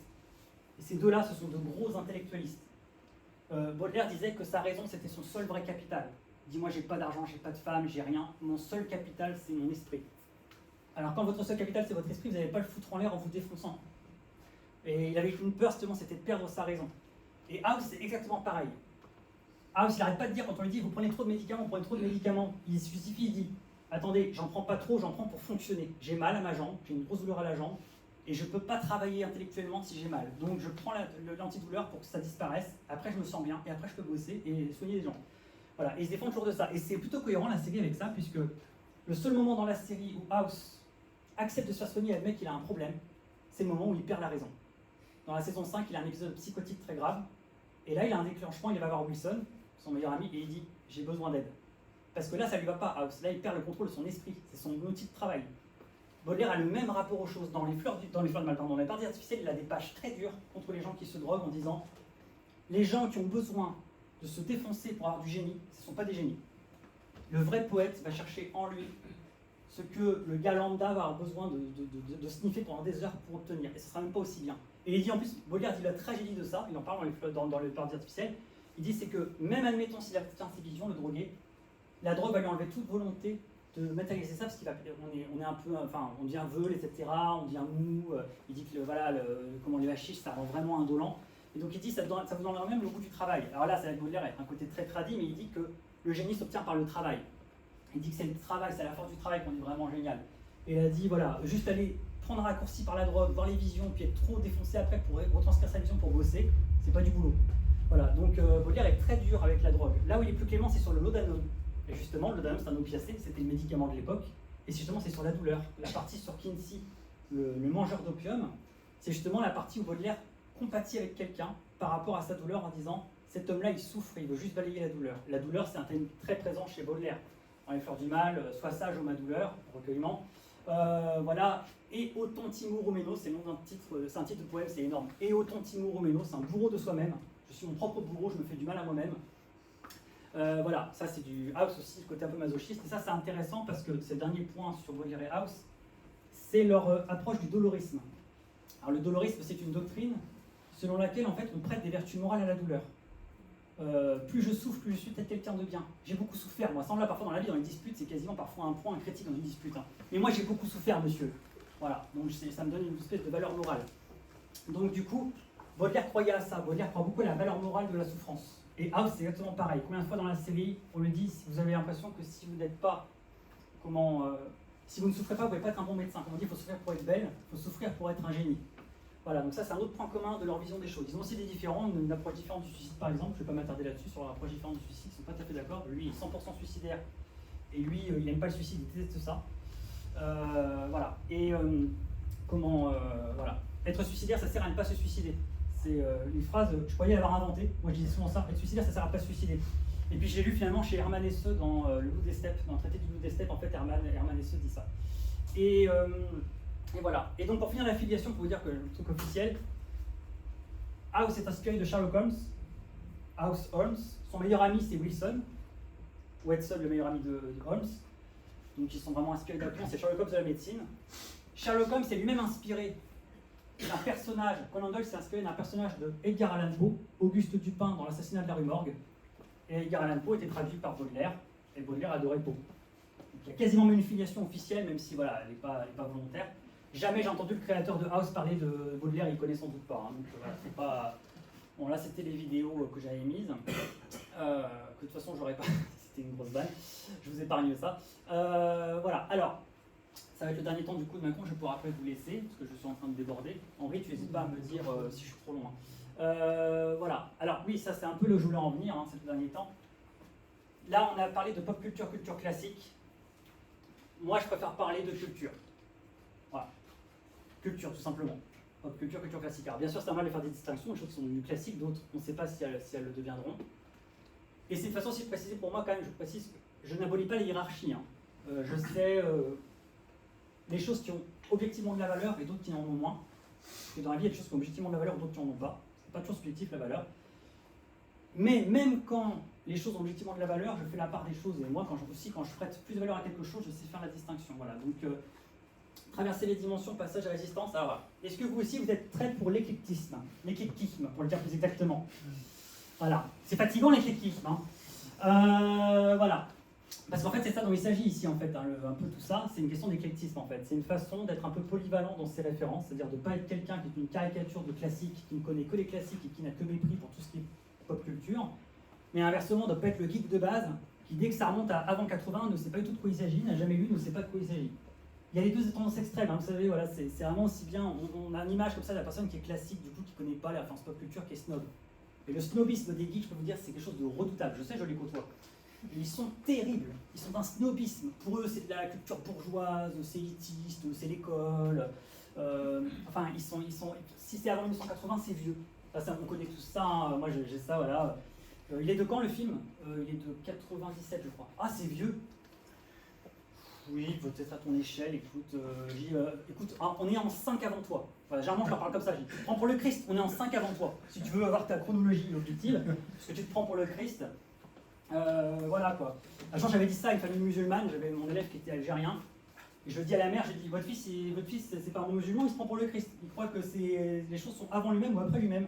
Voilà, donc voilà, c'est l'égocentrisme voilà, qu'on connaît, bon, certains diraient de la jeunesse, mais personnellement, moi, que je n'ai jamais eu. Ça m'est jamais passé par l'esprit de me prendre comme référence du temps. J'ai conscience quand même qu'il s'est passé beaucoup de choses avant moi, que l'histoire c'est dense. Je parle même pas d'histoire de l'univers, alors là c'est encore pire. Pour des gens qui aiment la physique quantique et l'astrophysique, c'est quand même incroyable leur rétrécissement du temps quand même. Hein. Pour eux, le temps ça se trouve sur 30 ans quoi. Voilà. Non, en fait, alors ceci, bon, ce sont des neurones. Voilà, des connexions neuronales. Alors, je n'ai pas envie de partir dans la neuroscience, je ne suis pas neuroscientifique et c'est pas mon délire, et je ne suis pas qualifié, alors vraiment, il ne faut pas du tout qualifier. Mais c'est parce que là, en fait, on revient un petit peu aux sources quand même de ce que c'est que l'intelligence. Même si, moi, un des derniers podcasts que j'ai fait, ça s'appelle Les piliers de la connerie. Je vais faire une référence à Laurence d'Arabie, Les piliers de la sagesse. Là, j'ai parlé des piliers de la connerie. On connaît les piliers de la sagesse grâce à lui. Mais alors, les piliers de la connerie, c'est quoi? Voilà. Et je trouve que c'est plus facile de parler de la connerie, de la négation d'intelligence que de l'intelligence positive. C'est quoi l'intelligence? C'est dur de répondre. Par contre, la connerie, ça, on a quelques éléments de réponse objective. Et donc, ça, c'est, on peut dire, de l'intelligence matérialisée. C'est des neurones qui se connectent. Et en fait, le mot connexion, il est important, il est intéressant, en fait. Parce que, en gros, littéralement, le sens de l'intelligence, c'est de faire des connexions. Si vous ne connectez pas dans votre vie, ben voilà, ça peut être un frein en intelligence. À la base, on est avec des millions de neurones qui ne sont pas encore connectés, et c'est à nous de faire la carte. C'est à nous de créer ces connexions-là. Et elle va se faire par notre éducation, par nos références, par nous-mêmes, nos propres stimuli à nous. Et en fait, le but, c'est d'avoir la carte la plus dense et la plus passionnante possible, de faire sa propre carte. Comme il y a la carte de Tendre de Madame de Scudéry, il y a sa propre carte à soi. Quelle va être ma carte? Je vais me créer une espèce de carte intérieure la plus dense possible, la plus dense et passionnante possible. Voilà, on peut dire toutes ces ramifications. Alors, ceci, c'est l'état du réseau ferroviaire en France. Donc, si quelqu'un avait un cerveau à cette image de l'état du réseau ferroviaire en France, il serait complètement con. Voilà, notre réseau ferroviaire est con. Voilà. C'est-à-dire que, vous voyez, il n'y a pas de connexion entre les neurones. Vous voyez, ça manque de connexion entre eux. Tout passe par Paris. Donc, une espèce de cerveau de surmoi, comme ça, complètement nubilé. Et les choses ne communiquent pas entre elles. Tout passe par l'espèce de garde-tri, comme ça. Et puis on décide, ça c'est bien, ça c'est pas bien, ça c'est de gauche, ça c'est de droite, ça c'est féministe, ça c'est masculin, ça c'est féminin. Voilà, donc tout est trié comme ça, mais ça ne communique pas. Une belle carte du réseau ferroviaire et qui me ferait gagner beaucoup de temps. Moi, pour partir de ma ville pour aller jusqu'à Bordeaux, il me faut 4 heures. Or, de Paris jusqu'à Bordeaux, il faut 2 heures. Il faut chercher la logique. Voilà, donc ça typiquement, voilà. Il n'y a pas de ligne à grande vitesse, on peut continuer une métaphore de l'intelligence, hein. Il n'y a même pas de grande vitesse parfois sur certaines lignes. Donc c'est connecté, mais il n'y a pas de grande vitesse, ça va pas très vite dans la tête. Voilà, donc effectivement, là on a un souci. Donc c'est l'état de la carte de pas mal de personnes parfois, voilà, parce que forcément, ça ne connecte pas. Tout passe comme ça par une espèce de centre de tri très hiérarchisé, mais parfois ils ont des évidences et ils ne font pas la connexion. Alors c'est vrai que ça coûte très cher de créer une ligne ferroviaire, en revanche ça demande juste un petit peu de temps, parfois de concentration, de curiosité, et surtout d'ouverture d'esprit, de densifier son réseau. On sait que plus on prend de l'âge, plus c'est difficile. On sait que le cerveau des enfants, il y a une plasticité neuronale pour utiliser les... voilà, donc ça du coup ça donne cette connexion comme ça, vraiment, on la tout connecte, il y a plein de références qui se mélangent, qui se croisent. On a vraiment développé, voilà, comme ça, on ne peut pas s'intéresser à tout dans la vie, hein. C'est pas question de tout connaître sur tout, on ne peut pas s'intéresser à tout. Mais en revanche, voilà, plus on est curieux, par définition, plus on va pouvoir densifier son réseau, créer des infrastructures incroyables, des choses qui se connectent, qui se parlent, qui se répondent. Lui, c'est notre ennemi, c'est à cause de lui que cette carte est dans cet état-là. Cet homme, c'est le snob. Alors le snob, voilà, c'est quelqu'un qui vit que pour l'apparence des choses. C'est-à-dire que le snob, c'est quelqu'un qui est vaniteux. La différence entre la vanité et l'orgueil, elle est expliquée par Schopenhauer, qui est mon philosophe préféré. D'ailleurs, dans Baudelaire House, j'explique qu'un des troncs communs de Baudelaire et de House, c'est Schopenhauer. C'est ce philosophe du pessimisme, de la mélancolie. C'est vraiment du sur-mesure sur eux, c'est vraiment du Schopenhauer dans le texte. C'est une de leurs filiations communes. Et c'est vrai que Schopenhauer explique que l'orgueil, c'est toute l'estime de soi qu'on tire de soi-même, qui vient de l'intérieur, quand on est fier de soi, quand on fait quelque chose qu'on estime bien, et qu'on garde presque pour soi. On n'a pas besoin de la validation d'autrui. La vanité, c'est le contraire. C'est tout ce qu'on puise de la validation d'extérieur et qu'on n'a pas forcément en soi. Donc il faut avoir un petit peu des deux. C'est normal d'avoir la validation des gens, normal de vouloir que les gens soient fiers de nous, etc. C'est pas critiquable. Mais on voit bien un peu le décalage. Les gens trop orgueilleux, les gens au contraire trop vaniteux, les gens vaniteux puisent entièrement leur estime de l'extérieur. Et du coup, en fait, dès que vous êtes dépendant de l'extérieur et des normes sociales, vous allez du coup forcément commencer à avoir une espèce de hiérarchie des choses, une distribution des rôles sur ce qui est bien d'aimer, ce qui n'est pas bien d'aimer, ce qui fait bon genre, ce qui ne fait pas bon genre. Ce mec est obsédé par l'image qu'il renvoie aux autres. En fait, au lieu de penser sincèrement, j'aime, j'aime pas, voilà, qu'est-ce que j'aime moi profondément, après les gens font avec, tant pis, ça fait pas bien, ça fait. Peu importe l'impression que ça fait sur les autres, voilà, moi j'aime ça, je connais ça. Non, lui, c'est plus important l'impression qu'il fait sur les autres.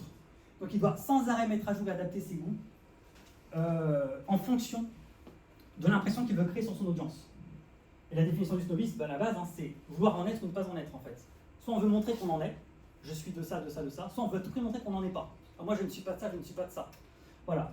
Donc un ouvrage que je ne peux pas ne pas citer sur ce sujet-là, c'est La distinction de Pierre Bourdieu en sociologie. parce que critique sociale du jugement, même quelqu'un en 79 qui s'est intéressé à pourquoi on aime ce qu'on aime, et pourquoi surtout, parce que la conclusion de Bourdieu, une des conclusions, c'est les goûts sont des dégoûts en fait. En fait, on se qualifie plus encore parce qu'on aime, dit ne pas aimer que parce qu'on aime. Les gens aiment bien surtout préciser ce qu'ils n'aiment pas, pour un peu rejeter comme ça. Donc il explique voilà tout ça, et donc bah, c'est très intéressant, voilà, ça commence un peu à dater comme travaux. Il y a littéralement un numéro de Marianne, un journal Marianne qui a voulu un peu actualiser les travaux de Bourdieu avec des références modernes. Je l'ai fait, je vais essayer au test, c'était assez rigolo, parce que moi ça partait dans tous les sens mon truc. Voilà, mais du coup il fait cette distribution entre les gens qui ont un capital financier fort, un capital financier faible. Les gens qui ont un capital culturel fort, un capital culturel faible. Vous voyez, ça crée des combinaisons. On peut être quelqu'un qui a un capital financier très modeste, comme Baudelaire. Baudelaire était fauché. Une lettre sur deux de la correspondance de Baudelaire, c'est « t'as du fric ?» Et même quand il parle à quelqu'un d'autre chose, de littérature ou d'amour, le PS généralement c'est « t'aurais pas 100 balles ?» Généralement, le gars est toujours en galère de thunes, c'est presque fatigant à lire, je trouve que c'est pas la correspondance la plus belle du monde, et c'est pas toujours à son honneur, on va dire. Mais voilà, et donc, bon, lui il avait pas d'argent, mais il avait un gros capital culturel. Voilà. Encore une fois, ça peut être un point commun. Et du coup, là en revanche, il y a des gens, ils vont avoir beaucoup de capital financier, mais pas de capital culturel. Et parfois, ils ont les bonnes rêves en revanche. Et puis il y en a qui ont ni l'un ni l'autre, c'est ce que Bourdieu appelle les dominés. Voilà, et moi, la notion que je vois là-dedans, c'est ma petite contribution à la pensée de Bourdieu, le gars, carrément, sans limite. Mais j'ai voulu, quand j'ai bien remonté la sur des choses, parfois j'ai dit, qu'est-ce qu'il y a avant la distinction? Parce que la distinction, c'est se distinguer soi, se distinguer des autres, la distinction. Mais ça peut aussi être distinction, je distingue ce qui est bien, ce qui est mal, je distingue ce qui est légitime, pas légitime. Et en fait, moi, il me semble que le processus qu'il y a juste avant la distinction, c'est la connotation. Comment c'est connoté? En fait, là, j'ai emprunté la terminologie freudienne, Freud que j'aime beaucoup. Et en fait, envers et contre tous. Et en fait, Freud, a une des théories fameuses chez lui, c'est le surmoi. On aurait un surmoi comme ça, d'instance du moi, qui dirige un peu nos actes et notre conscience en fait. C'est ce que Freud, en fait, aujourd'hui appelle ça une conscience. C'est quoi cette petite voix qu'on entend? C'est bien, c'est pas bien, machin serait pas fier de toi, c'est la honte. Et là où c'est très intéressant, c'est que Freud il dit que le surmoi, il a son critère, son code pénal à lui, son code civil à lui dans notre tête, c'est l'idéal du moi. Comment on se voit idéalement? Et à chaque fois que vous trahissez votre idéal du moi, vous avez une blessure narcissique. Vous voulez passer pour quelqu'un cultivé, vous vous êtes tapé la honte en soirée, vous avez une blessure narcissique à ce moment-là. Parce que là, c'est votre idéal du moi qui vient d'être violenté publiquement. C'est pas comme ça que vous voyez, quoi. Et à chaque fois que vous faites quelque chose, vous savez que c'est contre votre idéal du moi, vous avez vous vous sentez un peu fragilisé dans votre identité. Donc, ce surmoi, il est aussi culturel, moi je pense. Et le surmoi culturel, il a un guide pour juger les choses, c'est la connotation. Et ça, pour moi, on le voit très bien aujourd'hui, je pense qu'on en est tous témoins, parce que moi ça m'épate aujourd'hui. Il y a des gens, je pense aujourd'hui, qui n'ont plus un semblant de sincérité. Moi, je découvre dans mes discussions. C'est-à-dire que je n'arrive jamais à accéder à ce qu'ils aiment vraiment dans la vie. Tout ce que j'entends, c'est « Oh, mais de toute façon, ça c'est de droite. De toute façon, ça c'est de gauche. Oh, mais de toute façon, ça c'est fasciste. Oh, mais de toute façon, ça c'est machin. » Là, tu es en train de me dire ce que ça représente dans l'imaginaire collectif et la connotation rattachée à la chose. Juste la question, c'est est-ce que ça te touche, est-ce que tu aimes bien? Mais ils ne le savent même pas, parce qu'ils sont tellement matrixés par la connotation qu'en fait, tout passe par cette carte de tri. Et en fait, doit décider. Donc il y a des personnes, non mais de toute façon, ça c'est de droite, je dis pas. Voilà. Ou alors si j'ai cette droite, mais j'ai pas aimé. Et en fait, ils veulent même pas s'admettre parfois qu'ils ont aimé.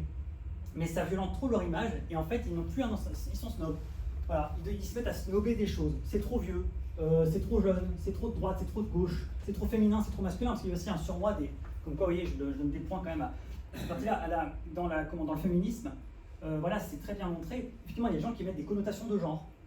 Moi, je sais, moi j'ai toujours été fan de comédies romantiques, etc., de comédies musicales, de Disney. Enfin, moi, j'ai beaucoup de mes goûts qui sont connotés féminins.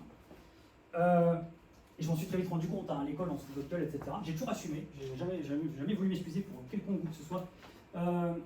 J'aime pas les personnes qui cachent leur goût par regard des autres. Pour moi, si vous n'assumez pas ce que vous aimez, c'est très mauvais signe dans la vie parce que on parle de ce que vous aimez quand même. C'est mauvais signe pour la suite, quoi. On dit stand en anglais, quoi. Si vous vous dressez pas pour ce que vous aimez, pourquoi vous allez vous dresser, quoi? Il faut être capable de s'isoler quasiment, de se fâcher avec le reste du monde pour ce qu'on aime, quoi. Voilà. Donc, mais c'est vrai que du coup, c'est marrant parce qu'on le fait savoir. Ça c'est féminin, ça c'est masculin. Ouais, écoute, j'en sais rien, d'un moment, moi ça m'éclate, en fait, moi j'aime bien, écoute, que je te dise, oui, c'est masculin, c'est féminin. Mais le pire, c'est que oui, il y a des sanctions qui tombent, en effet, et c'est pour ça que les gens ne sont pas lâches par goût de la lâcheté. Ils sont lâches parce qu'ils veulent quelque chose et que aimer quelque chose peut les en priver. pour un garçon, il peut ne pas être très stratégique de dire que vous aimez les comédies romantiques, etc. Ça peut donner l'impression qu'on va pouvoir se rapprocher des filles, etc. Genre, ouais, trop bien, il a les mêmes goûts que les meufs, etc. Oui, les mêmes goûts qu'elles pour faire des soirées pyjama, mais pas pour dégager de la virilité. Donc c'est vrai tout ça en fait, hein, voilà. Mais c'est pas pour autant qu'il faut s'y soustraire, tant pis pour les conséquences. Voilà, mais la connotation, c'est un vrai fléau, c'est un vrai problème. Alors, comment? Donc j'arrive à la conclusion de mon entretien, on y arrive. Excusez-moi pour le temps que je prends. Ah oui, là je parle dedans. Alors là j'ai fait une double référence, vous voyez le mec qui enchaîne les références. Big Bang des théories, référence à la série Big Bang Theory. Dangerous Method, référence à un film de Cronenberg, sur Freud et Jung d'ailleurs. Voilà, alors ça c'est des geeks. Bon, ça vient de Big Bang Theory, hein. C'est la bande de geeks la plus célèbre de la pop culture maintenant. Sheldon Cooper, etc. Leonard Hofstadter, tout ça c'est la petite bande de la série. J'aime bien, la série est très sympa, c'est pas ma série préférée, c'est pas au niveau de Malcolm, niveau intelligence et niveau drôlerie. Mais c'est sympa. Et surtout on apprend beaucoup sur les geeks, je peux dire qu'ils sont vraiment comme ça dans la vie. Voilà, et donc comment? Voilà, donc elles sont en train de bouffer chinois, parce que bien sûr, les geeks connotent même la nourriture. Le geek doit manger asiatique parce que ça le connecte au Japon.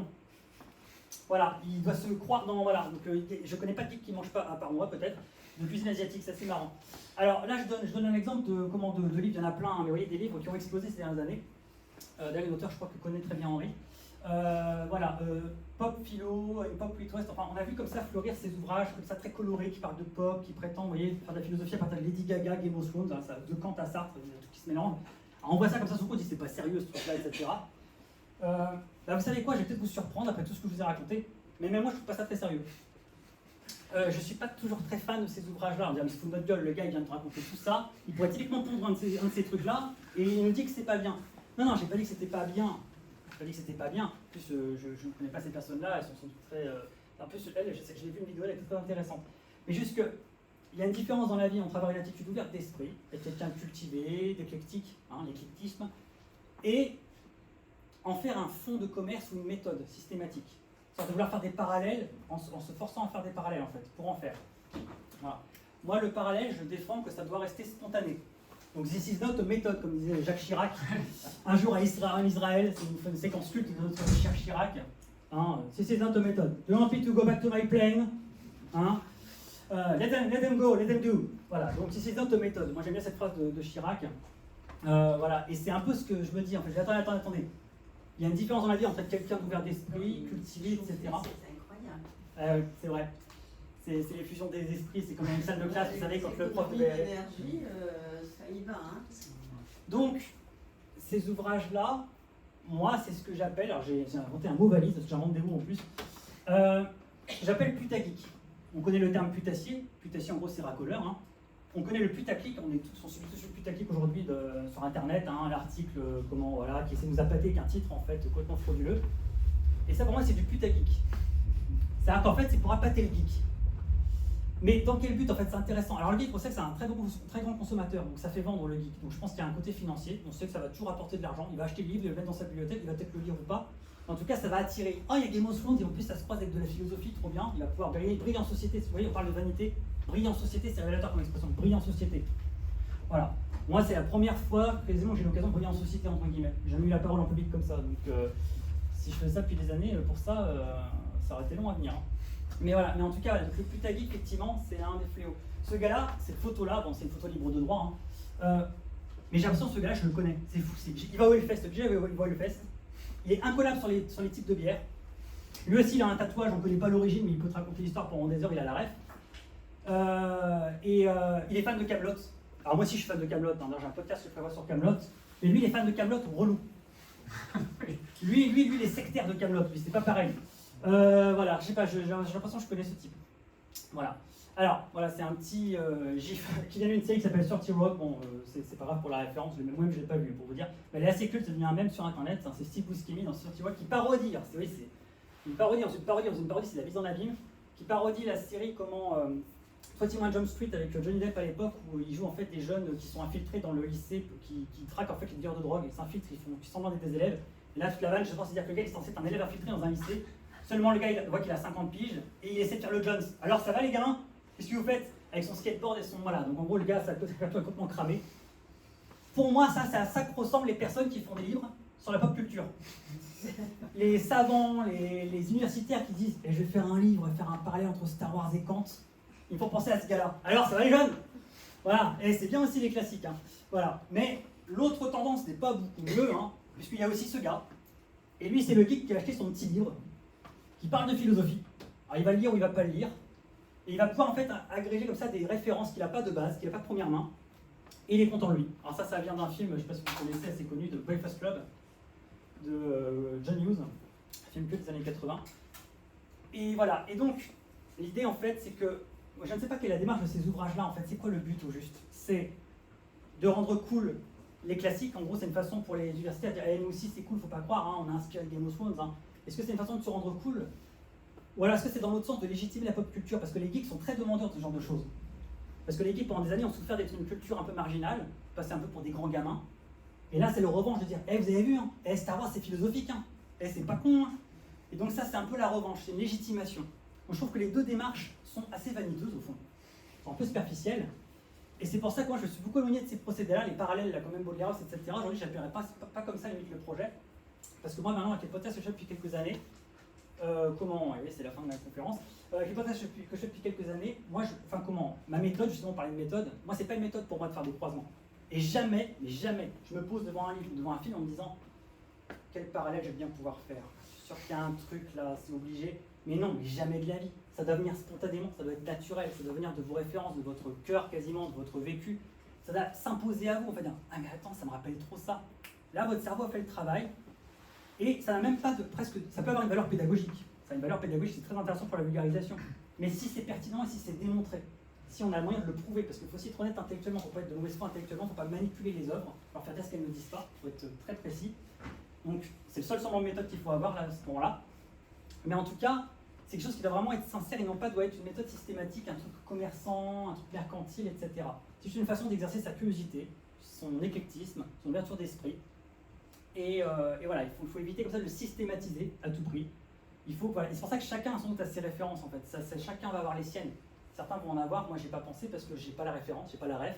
Même j'ai pas fait le parallèle en fait, ça peut arriver. Et donc l'important là-dedans c'est de garder une forme de sincérité, d'authenticité. Alors oui, je vous explique en dernier lieu l'image. Vous comprenez mieux l'image de cette conférence que j'ai conçue. Voilà, il y a un côté passe-muraille, on peut parler de Marcel Aimé, hein, passe-muraille, mais en référence plus récente de jeux vidéo, on peut penser à Portal, le jeu vidéo Portal. Le personnage entre comme ça dans le portail qui est ouvert, il y a une VHS, il y a un livre, il y a un jeu vidéo, et il ressort du portail. Il a traversé ces dimensions. Et chaque domaine a sa valeur. Moi je pense, Henri faisait allusion au début de conférence, avant que je lui donne le micro du coup à l'instant, au fait que j'allais faire un truc qui s'appelait « Faut-il lire ?» Et c'est vrai que voilà, les gens ont tendance à donner une valeur un peu intrinsèquement supérieure à un livre. En gros, le pire des livres sera toujours supérieur au meilleur des films. Mais non, il y a des tas de livres qui sont mauvais, en fait, c'est la qualité de l'œuvre elle-même et ce qu'elle vous apporte. Donc voilà, en fait, là, c'est un petit peu ça. Voilà, donc écoutez, j'ai débordé sur le temps, je suis désolé, mais on a commencé avec 5 minutes de retard et je finis avec 10 minutes de retard par rapport au temps max. Donc c'est presque, ça aurait pu être pire, j'ai envie de dire, mon cher Henri. Je suis presque content de moi. Voilà, donc écoutez, je crois que j'ai fini, je vais laisser la parole à Henri et surtout, je vais vous laisser la parole à vous si vous le souhaitez, parce que vraiment, je suis là pour répondre aux questions pour discuter si vous voulez. Là, j'ai monopolisé le micro. Bien sûr, bien sûr. Bon, finalement, je voulais remettre l'étape et je crois que c'est très bien d'être comme ça. Ouais, ça c'est change cool. un petit Toi, tu as pris go au stand-up. Voilà, j'ai pris stand-up. Excellent, t'es sûr. Je vais peut-être faire des conférences comme ça. On fait un petit peu ou pas? Oui, voilà. Nous n'avons pas d'autres explications là. Voilà. Alors maintenant, on va faire un karaoké. Non, je... Ah si, dommage. Oui, bah écoute, merci beaucoup pour cette belle conférence très, très intéressante, qui est une très bonne synthèse de ton travail. Je pense que tu peux rajouter dès aujourd'hui une ligne à ton CV, parce que je te donne un doctorat honoris causa de l'Université populaire de Issy-les-Moulineaux. Je te remercie. Merci beaucoup pour cette chevaliérisation, comme dirait Perceval dans Camelot. Voilà, c'était vraiment très, très intéressant. Alors bon, le but, c'est aussi que la salle...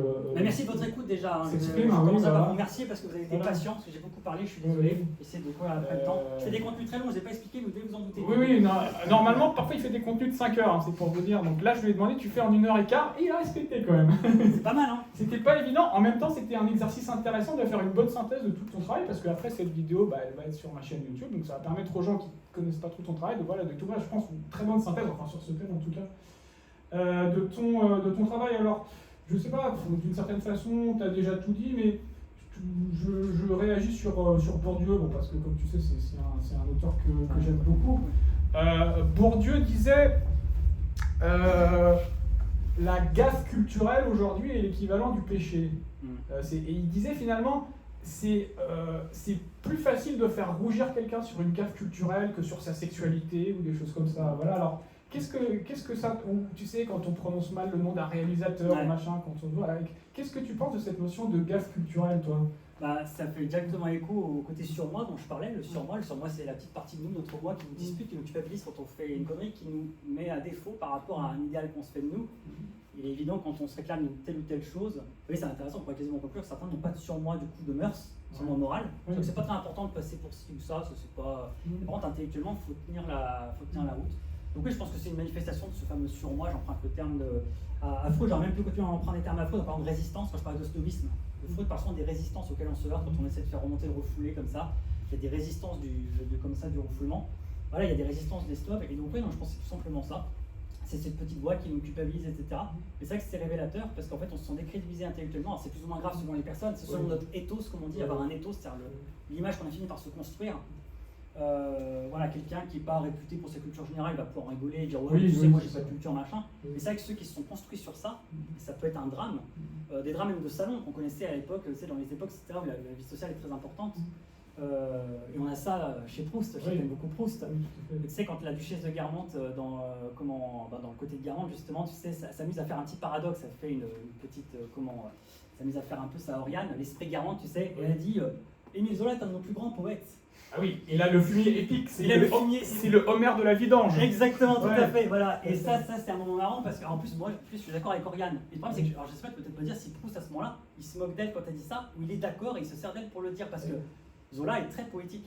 Zola fait des descriptions poétiques incroyables, c'est quelqu'un de très poète en fait. C'est pas parce qu'il écrit des choses parfois très dures qu'il est pas poète. Donc elle a raison, je trouve, à ce moment-là. Mais tu comprends en tout cas que dans le contexte de la discussion dans Guermantes, c'est censé être une espèce de ce qu'on appelle un paradoxe, donc aller contre la doxa, ça va contre la doxa, contre la pensée ordinaire, et que c'est censé genre, qu'est-ce qu'elle a dit, dialogue sous cette Oriane, machin.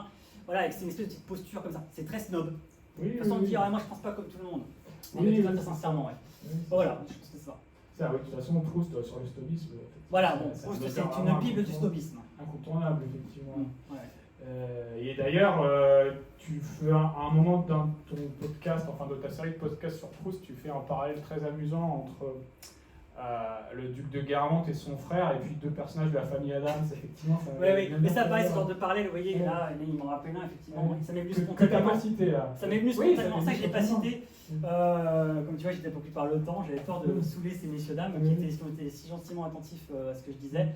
Et oui, non, effectivement, quand j'ai lu Proust, j'ai eu plusieurs moments comme ça, je me suis fait des parallèles genre là. Proust ne connaît pas les références, donc c'est pas une question de dire il a pensé à ça, pas du tout. Puisque moi, dans ma palette comme ça de références, j'y ai pensé tout de suite. Surtout que ce qui a pu aider, c'est que j'ai lu les livres audio. J'ai écouté les leçons de Guillaume Gallienne, des lecteurs. Guillaume Gallienne lit très très bien. Et c'est vrai que la façon dont il lisait le passage entre Bazin de Guermantes, donc voilà, le duc de Guermantes et Charlus, quand ils se retrouvent les deux frères qui sont là, ah mon frère, ah tu te souviens, mémé, le bon temps comme ça, Guermantes et tout. Je me suis dit, mais entre la lecture de Gallienne et la situation, on dirait Gomez et Fétil dans le premier Famille Adams, ce film de Barry Sonnenfeld de 93, où ils se retrouvent. Et les frères ont tout le temps comme ça des moments un peu connivants comme ça. Tu te souviens à l'époque, quand on s'amusait avec les araignées, ah je me souviens, Gomez, machin. Je me suis dit, mais c'est fou, on dirait les deux frères glauques, très aristos, mais qui ont que des anecdotes super glauques à eux. Et oui, ça me fait penser à ça. Et pareil, la dame pipi dans le côté de Guermantes, toujours décidément, quel volume celui-là, le meilleur volume. Vraiment le plus drôle. Et celui où la grand-mère est malade, d'ailleurs, voilà, comment ça se passe à Paris justement. Voilà, et la grand-mère doit aller d'urgence aux toilettes parce qu'elle elle commence à être très malade, elle va vomir aux toilettes. Le narrateur, Proust, l'attend.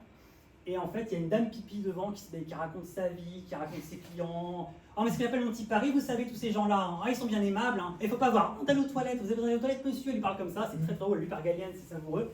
Je me suis dit, mais ça, c'est Micheline d'Elysée Moon.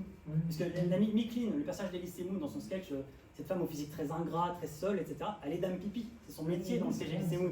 Et j'ai eu l'impression d'avoir le prolongement du sketch d'Elysée Moon, j'ai dit, elle, c'est Micheline, quoi. Voilà, et c'est vrai qu'en effet, mais ça, c'est l'exemple comme ça de parallèle. Mais vous voyez, moi j'ai eu cela, peut-être que d'autres penseraient à d'autres choses en fait. Ça n'a pas de valeur officielle en fait. Et ça rappelle une valeur pédagogique en fait. Une fois qu'on a dit ça, on n'a rien dit. C'est pour ça que j'ai un reproche avec ces ouvrages-là. Une fois que vous avez dit ça, qu'est-ce que vous avez dit? Ouais, c'est super. Il n'y a pas de quoi toujours prendre un bouquin en fait. Bah ouais, il y a un parallèle entre ça et ça. Mais justement, ça a peut-être une valeur pédagogique parce qu'en parlant à des. Enfin, moi j'ai des étudiants effectivement, ça peut avoir, qui ont 19 ou 20 ans en classe prépa ou en BTS. Bien, ça peut fonctionner aussi avec des lycéens. Tout à coup, en utilisant une ref, comme on dit, super jeune, en utilisant Oui, tu es jeune, Henri. une ref qui leur parle, on va peut-être leur faire comprendre un texte sinon auquel ils n'auraient pas accès. Mais je parlais des stoïciens, tu vois, Ouais. moi, les cours de philo que je donne de temps en temps en particulier, je parle toujours de la réplique de Gandalf et je parle toujours du fait qu'ils voient des stoïciens sans s'en rendre compte. Je connais Star Wars, je connais Seigneur des Anneaux, t'as déjà vu du coup un vieux stoïcien qui dit qu'il faut faire attention à l'attachement, faire attention à la colère, etc. Tu vois, tu connais le stoïcisme déjà, tu le sais même pas, tu le connais déjà. Voilà, parce que c'est imprégné en nous, effectivement. Mais ça ne fonctionne que dans un sens. Ça veut dire c'est la pop culture qui va permettre de connaître la culture classique. En général, ça va pas être l'inverse. Ça c'est vrai que sauf dans la filiation officielle que j'ai décrite, tu peux mieux comprendre certains teen movies en disant tu sais que c'est une adaptation de Jane Austen, de Shakespeare. Mais si la personne n'a pas lu le texte, ça n'avance pas beaucoup, ça va lui donner envie d'aller lire le texte original. Tiens, ça va être pas si chiant Shakespeare, je confirme que c'est tellement pas chiant. Mais c'est plus un éclairage pour dire, tu sais, c'est pas si déconnecté, c'est pas si. De toute façon, moi j'ai toujours aux jeunes, tu vois, je me mets aussi à parler comme un vieux, j'aime les jeunes. Voilà. Non mais je dis, tu sais, personne dans la vie n'a écrit quoi que ce soit pour faire chier les autres. Personne n'a écrit genre je vais être ennuyeux et classique. Ils vont en chier à l'école là, putain vas-y, paye ta dissert connard là. Jamais ça n'a existé, ça n'existe pas. Tous ces gens-là, ça peut peut-être te surprendre, ont cru intéresser des gens et ont intéressé des gens à un moment donné. C'est pas de leur faute, c'est à un moment donné c'est devenu daté, chiant, etc. Parfois ça ne l'est pas. Mais voilà, et donc effectivement ça peut aider à comprendre que c'est pas si chiant. La preuve, tu viens de voir l'histoire, l'équivalent. T'as juste à remonter à la source. Donc il y a un cas c'est plus remonter à la source, l'autre c'est plus tiens, ça aide à comprendre, dans un cas de pédagogie. Mais ce qui est vrai en tout cas aussi, c'est qu'il y a plus de chances quand même dans l'ensemble. Dans mon expérience, c'est pour ça que ça renverse le snobisme, pour que c'est l'apanage des gens avec des vestes en tweed à l'université qui sont là, moi je jeux vidéo, j'aime pas ça, ça rend violent. Et que les geeks sont des gens, Jones en 20, etc. Oui, mais un point très important, c'est que le snobisme, il fonctionne dans les deux sens. Dans les deux sens, mais j'allais dire que moi personnellement, comme ça de mon expérience, les geeks sont encore plus snobs que les classiques. Moi, j'ai plus facilement parlé de références pop culture à mes professeurs qui sont comme tout le monde. Ils regardent des séries le soir, ils regardent des films, donc eux, ils connaissent tout ça. Ils se tiennent pas toujours, ça dépend, ils n'aiment pas tout. Moi, j'avais dû expliquer un jour à Yvan Sel, il m'avait dit, vous pouvez m'expliquer le principe de Star Wars, pourquoi ça plaît autant. Alors, je m'étais lancé dans un parallèle avec Homer, vous savez, c'est un peu le Homer des temps modernes, c'est un peu comme l'Iliade, c'est les exploits des héros, puis c'est un ballet spatial, parce qu'on dit space opéra, un truc comme ça. Mais c'est vrai qu'en tout cas, c'est plus facile d'intéresser un homme de lettres ou un intellectuel ou un universitaire à la pop culture. Voilà, que l'inverse. Parce que alors là, par contre, là, on sent que tu as des grosses résistances. Les geeks sont beaucoup plus snobs. Voilà, ces messieurs-dames ici présents sont extrêmement ouverts d'esprit, tous autant qu'ils sont, quel que soit leur âge, etc. Que pas mal de personnes qu'on côtoie, et surtout le milieu geek a une détestation et une incompréhension sur les sciences humaines. Moi, je sais qu'on me dit, moi, même l'autre jour, dit que c'était de la sorcellerie. Je parlais de sociologie dans une émission geek que je participe sur Twitch. Et on me dit non mais c'est de la sorcellerie des histoires, c'est pas scientifique. J'ai dit bah oui c'est bien connu, l'humain se résume à 2 + 2 = 4. C'est une équation en humain, on te fait un procès en sorcellerie comme au Moyen-Âge. Exactement, tout à fait, c'est ça ouais. Non mais voilà, pour dire qu'effectivement il y a des résistances parce qu'ils n'aiment pas les sciences humaines, parce qu'ils sont très attachés à la science, ils sont quasiment scientistes en fait. Donc ça peut créer une espèce de nouvel obscurantisme assez étrange, la prophétie Nietzsche qui se réalise quoi. Ouais.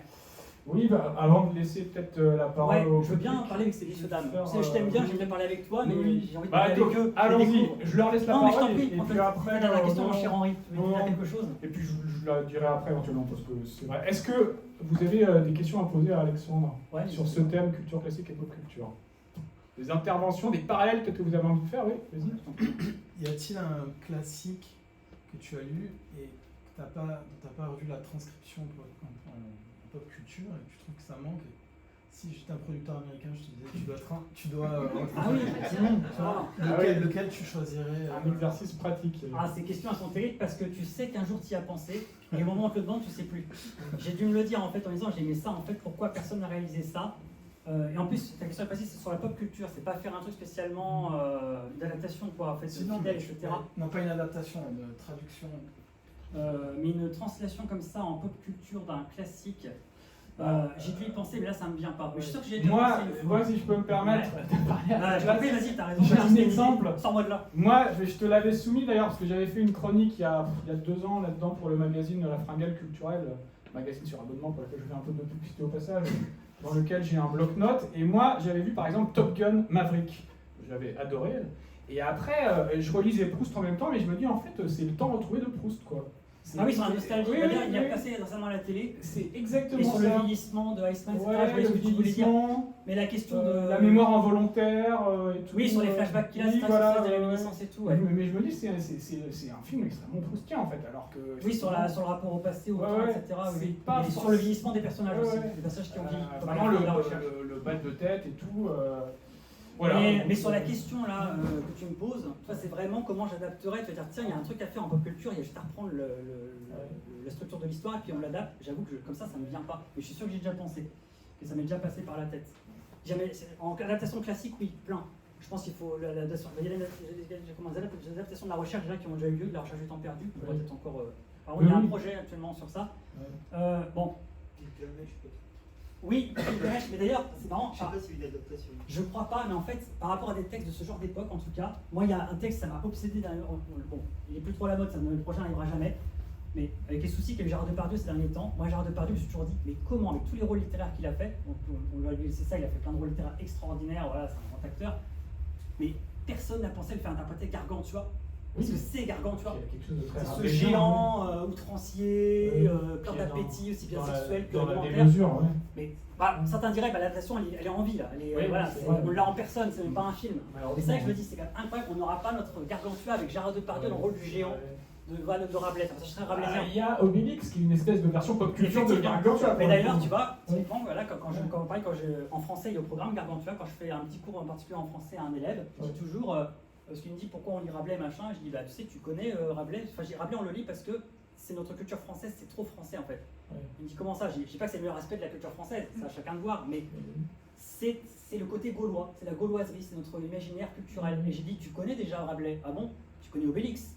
Bah ouais, je connais Obélix, mais il fait quoi Obélix? Bah il mange beaucoup, il est machin. C'est un passage rabelaisien. Et je dis là, Gérard Depardieu, tu connais Depardieu? Ah ouais, mais lui c'est un pervers, je regarderai plus jamais ses films et tout. Mais bon, si tu veux, pas de problème, ça vient. Tu balances le travail de plein de gens, des décorateurs, des chefs opérateurs, des monteurs, une équipe de 200-300 personnes sur un film juste pour un gars. Bon, bref, mais en tout cas, c'est un passage rabelaisien, donc tu connais déjà un peu l'esprit de Rabelais en fait. Il n'y a plus maintenant qu'à voir le texte d'origine, voilà. Mais donc je sais pas, j'aurais pas trop te dire. Merci pour ta question. Et tu vois, je peux même pas donner cette section, je suis désolé. Est-ce qu'il y a une autre question? Oui, madame. J'aurais voulu savoir, votre concept là de pop culture, Ouais. de culture classique. Moi, je vois plutôt ça dans des images de cinéma, plutôt que figé comme vous l'avez montré là. Oui, là, c'est le C'est cinéma, vous voulez dire. mon idée. Non, vous avez raison, allez-y, je vais développer, je vous en prie, oui.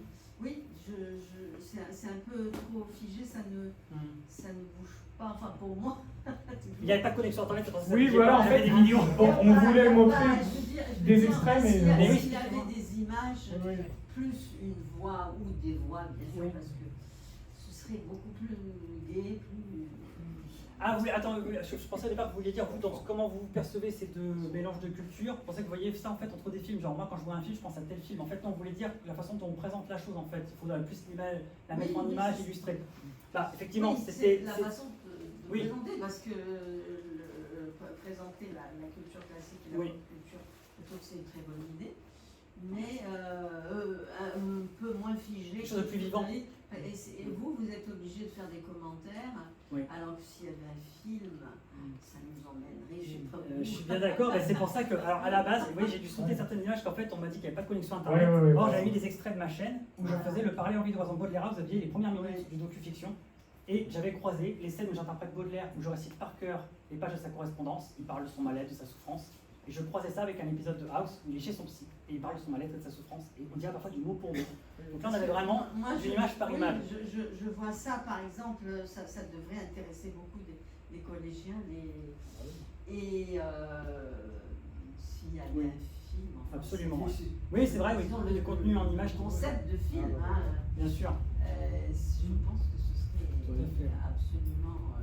Alors vous savez, on se heurte Génial. on se heurte à un problème, et oui, c'est ce qui illustre mon documentaire Baudelaire, j'en ai parlé, on se heurte à un problème sur YouTube qui est tragique, c'est que pour moi la culture ça se partage, Oui, c'est vrai. voilà, Et les or, majors américaines ont du mal à voilà, ça. ce oui. qui se passe c'est que dès que vous mettez le semblant d'un extrait sur YouTube, un extrait, 30 secondes, vous dites, oh, ça prend pas longtemps, c'est 30 secondes, j'ai fait une vidéo de 7 heures, voilà, le strike intervient. Et vous recevez un avertissement comme quoi soit votre vidéo est démonétisée, soit l'argent de votre vidéo va être reversé aux gens qui ont fait le film, vous avez travaillé pendant 7 heures d'enregistrement plus la recherche, et c'est quelqu'un qui se fait de l'argent sur votre dos parce qu'il y a un extrait de son truc dedans. Alors, en France, il y a ce qu'on appelle le droit de citation. Oui. Mais le droit américain ne prend pas en compte le droit de citation. Ah oui, d'accord. Ouais. Donc voilà, et c'est vrai que à cause de ça, je suis piégé parce que je ne peux pas citer les œuvres. C'est tragique parce que si je le fais, la vidéo saute. Ouais. Encore parfois, les jeux démonétisés, je m'en fous, je fais pas ça pour l'argent. Vous voulez dire si vous citez les livres classiques, par exemple si vous Non, citez- non, c'est ça, des les extraits classiques, vidéo ou des comme- musiques comme- de films. Comme vous parlez de Ah, vidéos, de d'accord. films, si je mets un extrait de film ou de série, Même de je fais musique. immédiatement. Là, Netflix, vous ne pouvez même pas faire capture d'écran Oui, sur parce Netflix. qu'il faut payer des Ouais, il faut Voilà. payer les droits en les fait. droits d'auteur. Et quoi. ils sont hypocrites parce qu'ils disent demandez les droits. Mais bien sûr, je vais écrire un Netflix, je vais dire je voudrais bien. Ils vont Ah jamais bah oui, bien sûr, monsieur Briolon. Non mais Et il y a une histoire comme ça avec le joueur du grenier. Moi, il faut quand même prononcer son nom Bien ce sûr. soir, hein, parce que un des voilà. meilleurs, j'adore. Sa vidéo la plus vue, c'est la vidéo de sa parodie de Harry Potter, qui est excellente, qui a fait 16 millions de vues, mais sur laquelle il n'a pas gagné un centime. Ça a été intégralement démonétisé. Ah, mais À cause de ce problème De de toute façon, je veux droit. dire, la Warner, Ouais. c'est des FDP de Ouais. première. Eux, c'est vraiment. De toute façon, vous savez, j'ai fait un podcast qui s'appelle La folie des droits d'auteur, parce que j'ai fait un cycle Oui. sur les péchés capitaux, Oui, sur tout à l'avarice, fait. j'ai parlé des droits d'auteur. Oui. Et justement, j'ai expliqué comment le droit d'auteur est complètement perverti en fait, parce que c'est normal de vouloir protéger la propriété, mais pour moi je suis un peu communiste, j'avoue, hein, mais plus vous êtes connu et plus votre truc a été rentabilisé, moins vous avez presque de droit au droit d'auteur en fait. C'est-à-dire que le droit d'auteur, moi, c'est pour protéger les faibles, les gens qui ne sont pas connus, il faut protéger leur contenu, pas le voler, il faut les payer. Mais quand comme ça vous vous êtes fait une thune de dingue et que personne ne mettra en doute, c'est pas moi qui ai réalisé Harry Potter, personne va porter la confusion en regardant mon truc, genre il a fait Harry Potter, il est trop fort, non, tout le monde sait que c'est la Warner, que c'est pas moi. Donc c'est hypocrite et ces gens-là, ils s'engraissent et ils empêchent la diffusion des œuvres parce que pour parler des œuvres, il faut bien montrer des extraits dans la vie. Donc ils Mais empêchent comment de parler des faire, choses. alors Alors bah, Ça, c'est Je un veux problème, dire, hein. vous avez, comme vous, disons, une idée géniale. Comment faire pour la Je peux le protéger? dire. alors bah, en fait pour vous dire, ce que j'ai fait pour Baudelaire, c'est qu'il demande un travail monstrueux et qui du coup est impossible à faire à chaque fois, ou alors peut-être avec les méthodes de Grenier qui gagne quand même pas mal d'argent, qui a des partenariats, qui a des associés, qui a des monteurs. Oui, non, bien qui sûr, font bien sûr, des il y a trucs. tout. Mais moi tout seul, mais en fait, moi, ce que j'ai fait, c'est que j'ai reconstitué pour House, j'ai reconstitué les épisodes. J'ai dit, bon, il va falloir que ce soit moi qui refasse la scène. Comme ça, le doublage va pas se repérer, le milieu extrait va pas se repérer. Alors, je me suis procuré le costume de House, j'avais la canne, j'avais la veste. Je suis allé tourner clandestinement dans ma faculté, dans des salles quand elles étaient Ah, vides. oui. On avait reconstruit les décors de l'hôpital et tout ça. Et je refaisais les dialogues et je l'ai mis. Alors, ça donne un certain charme au truc. Moi, j'aime bien ce qu'on a fait, c'est rigolo. Mais c'est presque ridicule. J'ai mon meilleur ami qui fait Wilson, du coup. J'ai des gens que j'avais recrutés en troupe de théâtre qui font l'équipe de House. Et pour Baudelaire, j'avais moins de soucis parce que voilà, quand on fait Baudelaire, c'est libre de droit. Et j'ai été, vous voyez, on est obligé de refaire soi-même. Et c'est un peu ce que fait Grenier ou les gens sur YouTube. En fait, c'est le système de la débrouille, le système D. Il faut faire comme si. Par exemple, dans la vidéo aujourd'hui, Grenier, il veut mettre le thème de E.T. parce qu'il fait une référence à E.T. On le sent embêté. Ces petits malins, ils ont repris quelques notes juste pour connaître le thème et ils ont déformé certaines notes pour que ça passe sous les radars. Et on est vraiment dans une clandestinité parce que les œuvres ne doivent pas être partagées. C'est à nous, c'est à moi. Me le vole pas. Puis il ne faut pas que tu gagnes un centime là-dessus. Enfin, c'est très rapia comme attitude. Et niveau culturel, au niveau de diffusion des œuvres, c'est pas terrible. Pour promouvoir les œuvres dans la vie, il faut en parler. Et donc il faut nous laisser en parler. Sinon, voilà, voilà. Donc effectivement, c'est important. Petite question, je suis désolé. Du coup, de ne pas pouvoir faire quelque chose de plus vivant. J'adorerais. Et vous savez quoi, j'adorerais faire ça. Pour la vidéo sur Gattaca et Will Hunting sur la vocation et le talent, j'avais utilisé les extraits VF, j'avais tenté, c'était passé. C'est passé, oui. C'est passé, parce qu'il n'a pas vu d'image. Il ne devait pas connaître la VF parce que les bots sont américains, ils ne parlent qu'anglais. Donc vous mettez la VF, il ne comprend pas le français, il ne sait pas ce que c'est. C'est passé. Ah oui, d'accord, comme quoi. Bon, Ah oui, ils sont un peu cons quand même. Hein, Il y a voilà. un système D. Il y a une petite marge, Mais voilà. vous avez demandé quand même à la scène. Non, bah, j'ai tenté plein de choses au culot dans mes contenus. Généralement, moi je vais un peu au culot, je dis bon, on verra bien, je vais peut-être me prendre un strike, je vais peut-être me prendre une notif. On voit si ça tombe le verdict. Parfois ça tombe un an après, hein, c'est ridicule.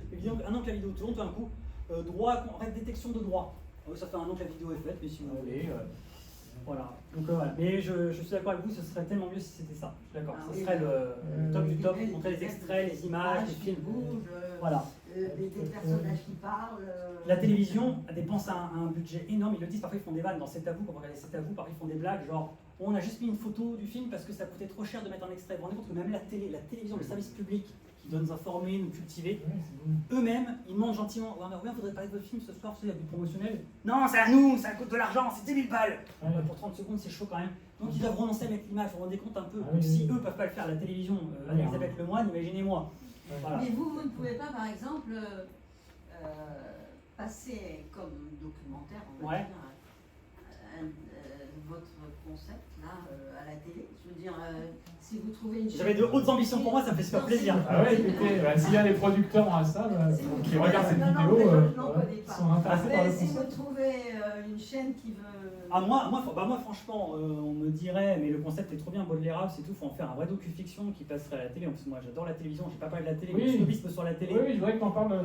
Voilà, justement, moi j'aime beaucoup la télévision. Un Pareil, je me reconnais pas dans ma génération, les gens qui se sentent intelligents qui disent moi non, j'ai pas de télé. Oui.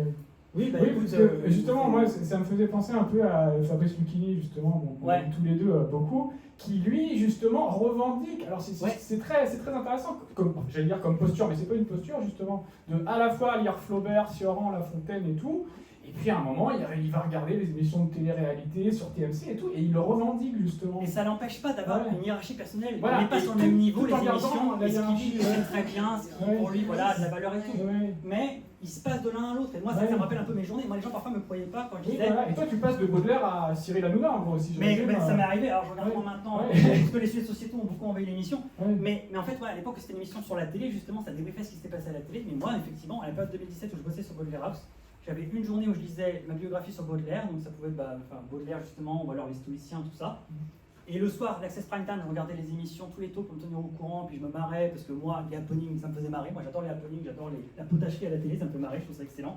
Voilà, j'en fais aussi pas mal dans mes lives, hein, mes auditeurs le savent. S'il faut mettre une perruque ou faire le con, faire du just dance, etc. Faire le professeur Ragout. Voilà, exactement, c'est ça. Donc voilà, je regardais l'émission, et puis ensuite je me regardais une série, voilà, et puis ensuite je faisais une petite partie de jeux vidéo, puis ensuite je retournais lire ou j'écrivais. Donc effectivement, mes journées elles-mêmes reflètent, alors c'est un peu la parodie de l'emploi du temps de Gargantua et Pantagruel, c'est chez Rabelais, l'emploi du temps de l'honnête homme, ou du gentilhomme. Mais ouais, mais c'est vrai que, donc, effectivement, oui, ça reflète un peu ça, et c'est vrai que moi la télévision, c'est un média que j'aime beaucoup. Mais on pourrait parler quasiment du temps d'écran. La personne qui vient de vous parler pendant un moment, là, et qui vous parle encore, a été gavée de temps d'écran. Moi j'ai commencé à lire quand j'ai appris à lire, à 7 ans, et de 7 ans à 13-14 ans, j'ai lu que du Roald Dahl ou des chairs de poule, ce qui était très bien. J'ai lu comme tout le monde, chez la chocolaterie, j'ai lu les chairs de poule, j'adorais ça, il y a ce côté un peu halloweenesque. Mais je ne sais pas si un jour je rattraperai le temps d'écran que j'ai en temps de lecture en fait. Et donc c'est pour ça aujourd'hui il y a des débats sur le temps d'écran, ça rend les gamins bêtes, ça rend les gars stupides. Moi en tout cas je peux difficilement prendre parti sur ce débat-là parce que si ça rend abruti, vous avez un abruti en face de vous. Parce que voilà, je suis un produit du temps d'écran. J'ai passé mon temps devant la télévision, me regarder les VHS en boucle, regarder les émissions, j'ai regardé les filles d'à côté, Dorothée, tout ça et tout, j'ai regardé les minicums, j'ai regardé même les émissions, les potages qu'à la télé. J'ai une maman là-dessus qui a été un sac dans ma bio, je disais à un moment donné, il n'y avait pas de livre chez moi. Quand j'avais dit ça en interview, un jour ma mère m'avait dit « Qu'est-ce que tu as été raconté à la presse quand il n'y avait pas de livre chez nous, tu nous avais passé pour des incultes et tout. » Voilà, non maman, t'inquiète pas. Alors je rectifie, en plus je pense qu'elle nous regarde en rediffusion. Ah oui. Salut maman, et merci pour tout. Et non, bien sûr qu'il y avait des livres chez nous, mais pas de littérature. Oui. Il y avait des livres comme on peut avoir des livres de vie pratique, des biographies, des livres de cuisine. Ma mère adore la cuisine. Il y avait des livres, il y avait des dictionnaires aussi. Il y avait des dictionnaires, voilà. Et même pas de romans, vraiment. Et donc voilà, il n'y avait pas de littérature. Ça, je maintiens, je suis désolé, c'est vrai. Vous voulez dire de la littérature classique, quoi. Voilà, pas de littérature Vous classique. étiez à l'école, donc vous étiez... Et voilà, et donc c'est à l'école. Vous étiez obligé d'étudier Proust et... Voilà, alors, Baudelaire, exactement. Et qu'est-ce qui fait que moi, en 5e, c'était mon premier frisson littéraire. Après des textes qu'on nous faisait lire encore, on était encore un peu jeune, des choses un peu accessibles, tout d'un coup, je me retrouve avec un texte qui parle d'un garçon qui a cassé un peigne et qui se fait accuser à tort et qui le vit tellement mal, il pleure, il en parle encore 50 ans plus tard, âgé. Et là, je découvre un certain Jean-Jacques Rousseau, l'incident du peigne dans les Confessions, ça m'a bouleversé. J'avais 13-14 ans, je me suis dit, qu'est-ce que c'est que ce truc-là? J'ai senti que je lisais un truc qui n'était pas comme Chair de poule et comme Roald Dahl. Et je suis rentré, le soir, quand tu demandes, je suis rentré dans la voiture, on s'est bien passé la journée, et maman, tu peux m'acheter les Confessions, s'il te plaît? Ah oui. Parce que j'ai vu un truc à l'école, c'était incroyable et tout. Le gars il pleure pour en dire il est inconsolable parce qu'on l'accuse à tort d'avoir cassé un peigne, il s'en remet pas, c'est trop bien. Puis c'est trop joliment écrit. Puis la prof a dit qu'il avait écrit un truc qui s'appelle Les rêveries du promeneur solitaire. Moi ça m'a laissé rêveur. J'ai dit Les rêveries du promeneur solitaire, c'est génial comme titre, putain, je l'envie. Et voilà, et donc moi j'ai Rousseau, ça a été mes premières frisson littéraire. Et ma maman, vous voyez, m'a acheté lui parce que voilà, autant il n'y avait pas de livre chez nous, autant. J'ai même pas été forcé à lire, ça aurait tout gâché. On a toujours été encouragé à lire. La lecture, c'est le seul truc, le seul bien culturel sur lequel on a un budget limité. Si je demandais un film ou un jeu vidéo à ma mère, j'aurais me dit c'est un peu cher, bon, peut-être une prochaine fois l'anniversaire, c'était pas tout le temps. Voilà, il fallait qu'elle soit décidée. Mais dès mon adolescence, dès mon enfance, j'avais un crédit limité sur les livres. Et Je disais, maman, je veux ce livre-là. d'ailleurs que ta mère ou tes parents t'autorisaient à lire à table aussi. Oui, c'est ça, ouais. Ma mère, effectivement, oui, parce que bon, moi j'aimais pas trop les repas, ça c'est toujours un peu le cas. Ouais. Les repas longs qui traînent et tout, je m'ennuyais très facilement. Et pareil, ma mère, c'est extraordinaire parce qu'il n'y avait pas encore les téléphones portables à l'époque, hein, elle n'aurait pas aimé les téléphones. Mais en fait, il y avait un truc que j'avais le droit, c'était tu peux amener un livre à table. Donc il y avait, je pense qu'en effet, elle a quand même créé un climat qui était, voilà, qui ne forçait pas à lire. Moi, mes frères et sœurs n'ont pas forcément été portés lecture. Mais en tout cas, ceux qui voulaient, il y avait une espèce comme ça de laisser passer sur les livres. Donc comme moi j'ai accroché au bouquin, moi j'étais content. Dès que je demandais un livre, si je le voulais, je l'avais. Il n'y avait pas de négociation sur le livre, voilà, il était là. Et puis j'avais le droit de le lire à table. Donc comme je me faisais chier avec les conversations des adultes ou des gens, j'étais dans mon bouquin. Alors ça c'était très mal vécu parfois par des gens dans ma famille. On n'est pas assez bien pour toi, il est mieux là ton Goethe là, hein, voilà, oui, il est mieux, je confirme effectivement, carrément, oui. Voilà. Non, mais pas toujours, là, non, en fait, voilà, je suis quand même très sociable, il n'y a pas de souci, mais c'est vrai que, voilà, en tout cas, effectivement, Mais il faut rappeler d'ailleurs que dans le discours de la méthode, Descartes dit que la lecture, c'est une conversation avec les meilleurs esprits du passé. Hein, et c'est une idée qui traverse beaucoup de livres, voilà, c'est un peu, voilà, c'est un peu un commun. Hein. Il y a toujours ce côté conversation, absolument, et au niveau introspectif, c'est passionnant. Et en tout cas, moi, j'ai surtout beaucoup de temps d'écran, et pareil, ma mère m'a pas du tout mis de limite sur le temps d'écran, alors c'est c'est des sujets à la mode chez les parents. Moi, encore une fois, j'ai pas un avis dessus, je peux pas te conseiller parce que moi, je suis un mauvais exemple. Voilà, moi, j'entends dire que ça n'a aucune incidence. Moi, je suis assez. J'ai le pessimisme et le fatalisme de House et de Baudelaire. Quand House dit souvent dans la série, de toute façon, la quantité de bonheur dont sont capables les gens est déjà inscrite en eux, donc de toute façon, voilà, le reste n'y changera rien. Il y a un côté très pessimiste. Mais moi, j'ai un peu ce côté-là, et en fait, je pense qu'un abruti devant un livre, ce sera un abruti qui lit un livre, en fait, quelqu'un qui a la réceptivité pour ça. Il va se passer quelque chose, et c'est pareil même pour une émission, enfin, je sais pas, je vais peut-être trop dans le jeu, hein. Je dis pas qu'il n'y a pas les influences sociétales, nos références, nos rencontres et tout, bien sûr, évidemment, mais ouais, je pense vraiment que je pense pas que le temps d'écran puisse faire des dégâts à ce point-là sur quelqu'un qui a le potentiel pour être curieux, s'intéresser à des choses, et voilà, je pense que le temps d'écran ne fait que révéler la personne elle-même, en fait, son identité, voilà, donc... Le 17 septembre. Voilà, alors je me permets d'interrompre prochaine saison, je t'en prie, vas-y. Un petit peu brutalement, parce que malheureusement le temps tourne et j'aimerais pas fini le délai question-réponse. Libérer l'espace retard. Voilà, donc je vous remercie pour cette sixième saison de l'Université Populaire qui s'achève. Et donc je vous donne rendez-vous la saison prochaine pour la saison 7. Au semestre 1, j'aurai le plaisir de recevoir mon ami Arnaud Vivian. Vous connaissez, critique littéraire, notamment au Masque et la Plume. Avec lequel on parlera, donc il y aura comme cette année avec William Marx, 2 conférences et 2 rencontres avec lui. On parlera de 2 thèmes principaux autour notamment de ses 2 derniers livres, et puis on reviendra aussi sur l'ensemble de son œuvre et de son travail, à savoir la critique littéraire aujourd'hui, à quoi sert-elle? Bon, on aurait pu aussi en parler ce soir avec toi, c'est un sujet qui t'intéresse, et aussi les prix littéraires. Voilà. Je vous remercie beaucoup de votre attention. Et je vous dis à la saison prochaine. 17 septembre. Et dès le 17 septembre, vous pouvez toujours bien sûr aller voir la page Facebook de l'Université Populaire d'Issy-les-Moulineaux pour toutes les informations. Ma chaîne YouTube Henri de Montvallier, sur laquelle il y aura le replay de la soirée, de cette conférence et de cette rencontre, et puis toutes les autres conférences et d'autres vidéos en lien avec podcast audio en lien avec mon actualité éditoriale. Je vous remercie et je vous souhaite une excellente soirée. Merci. Merci à toi.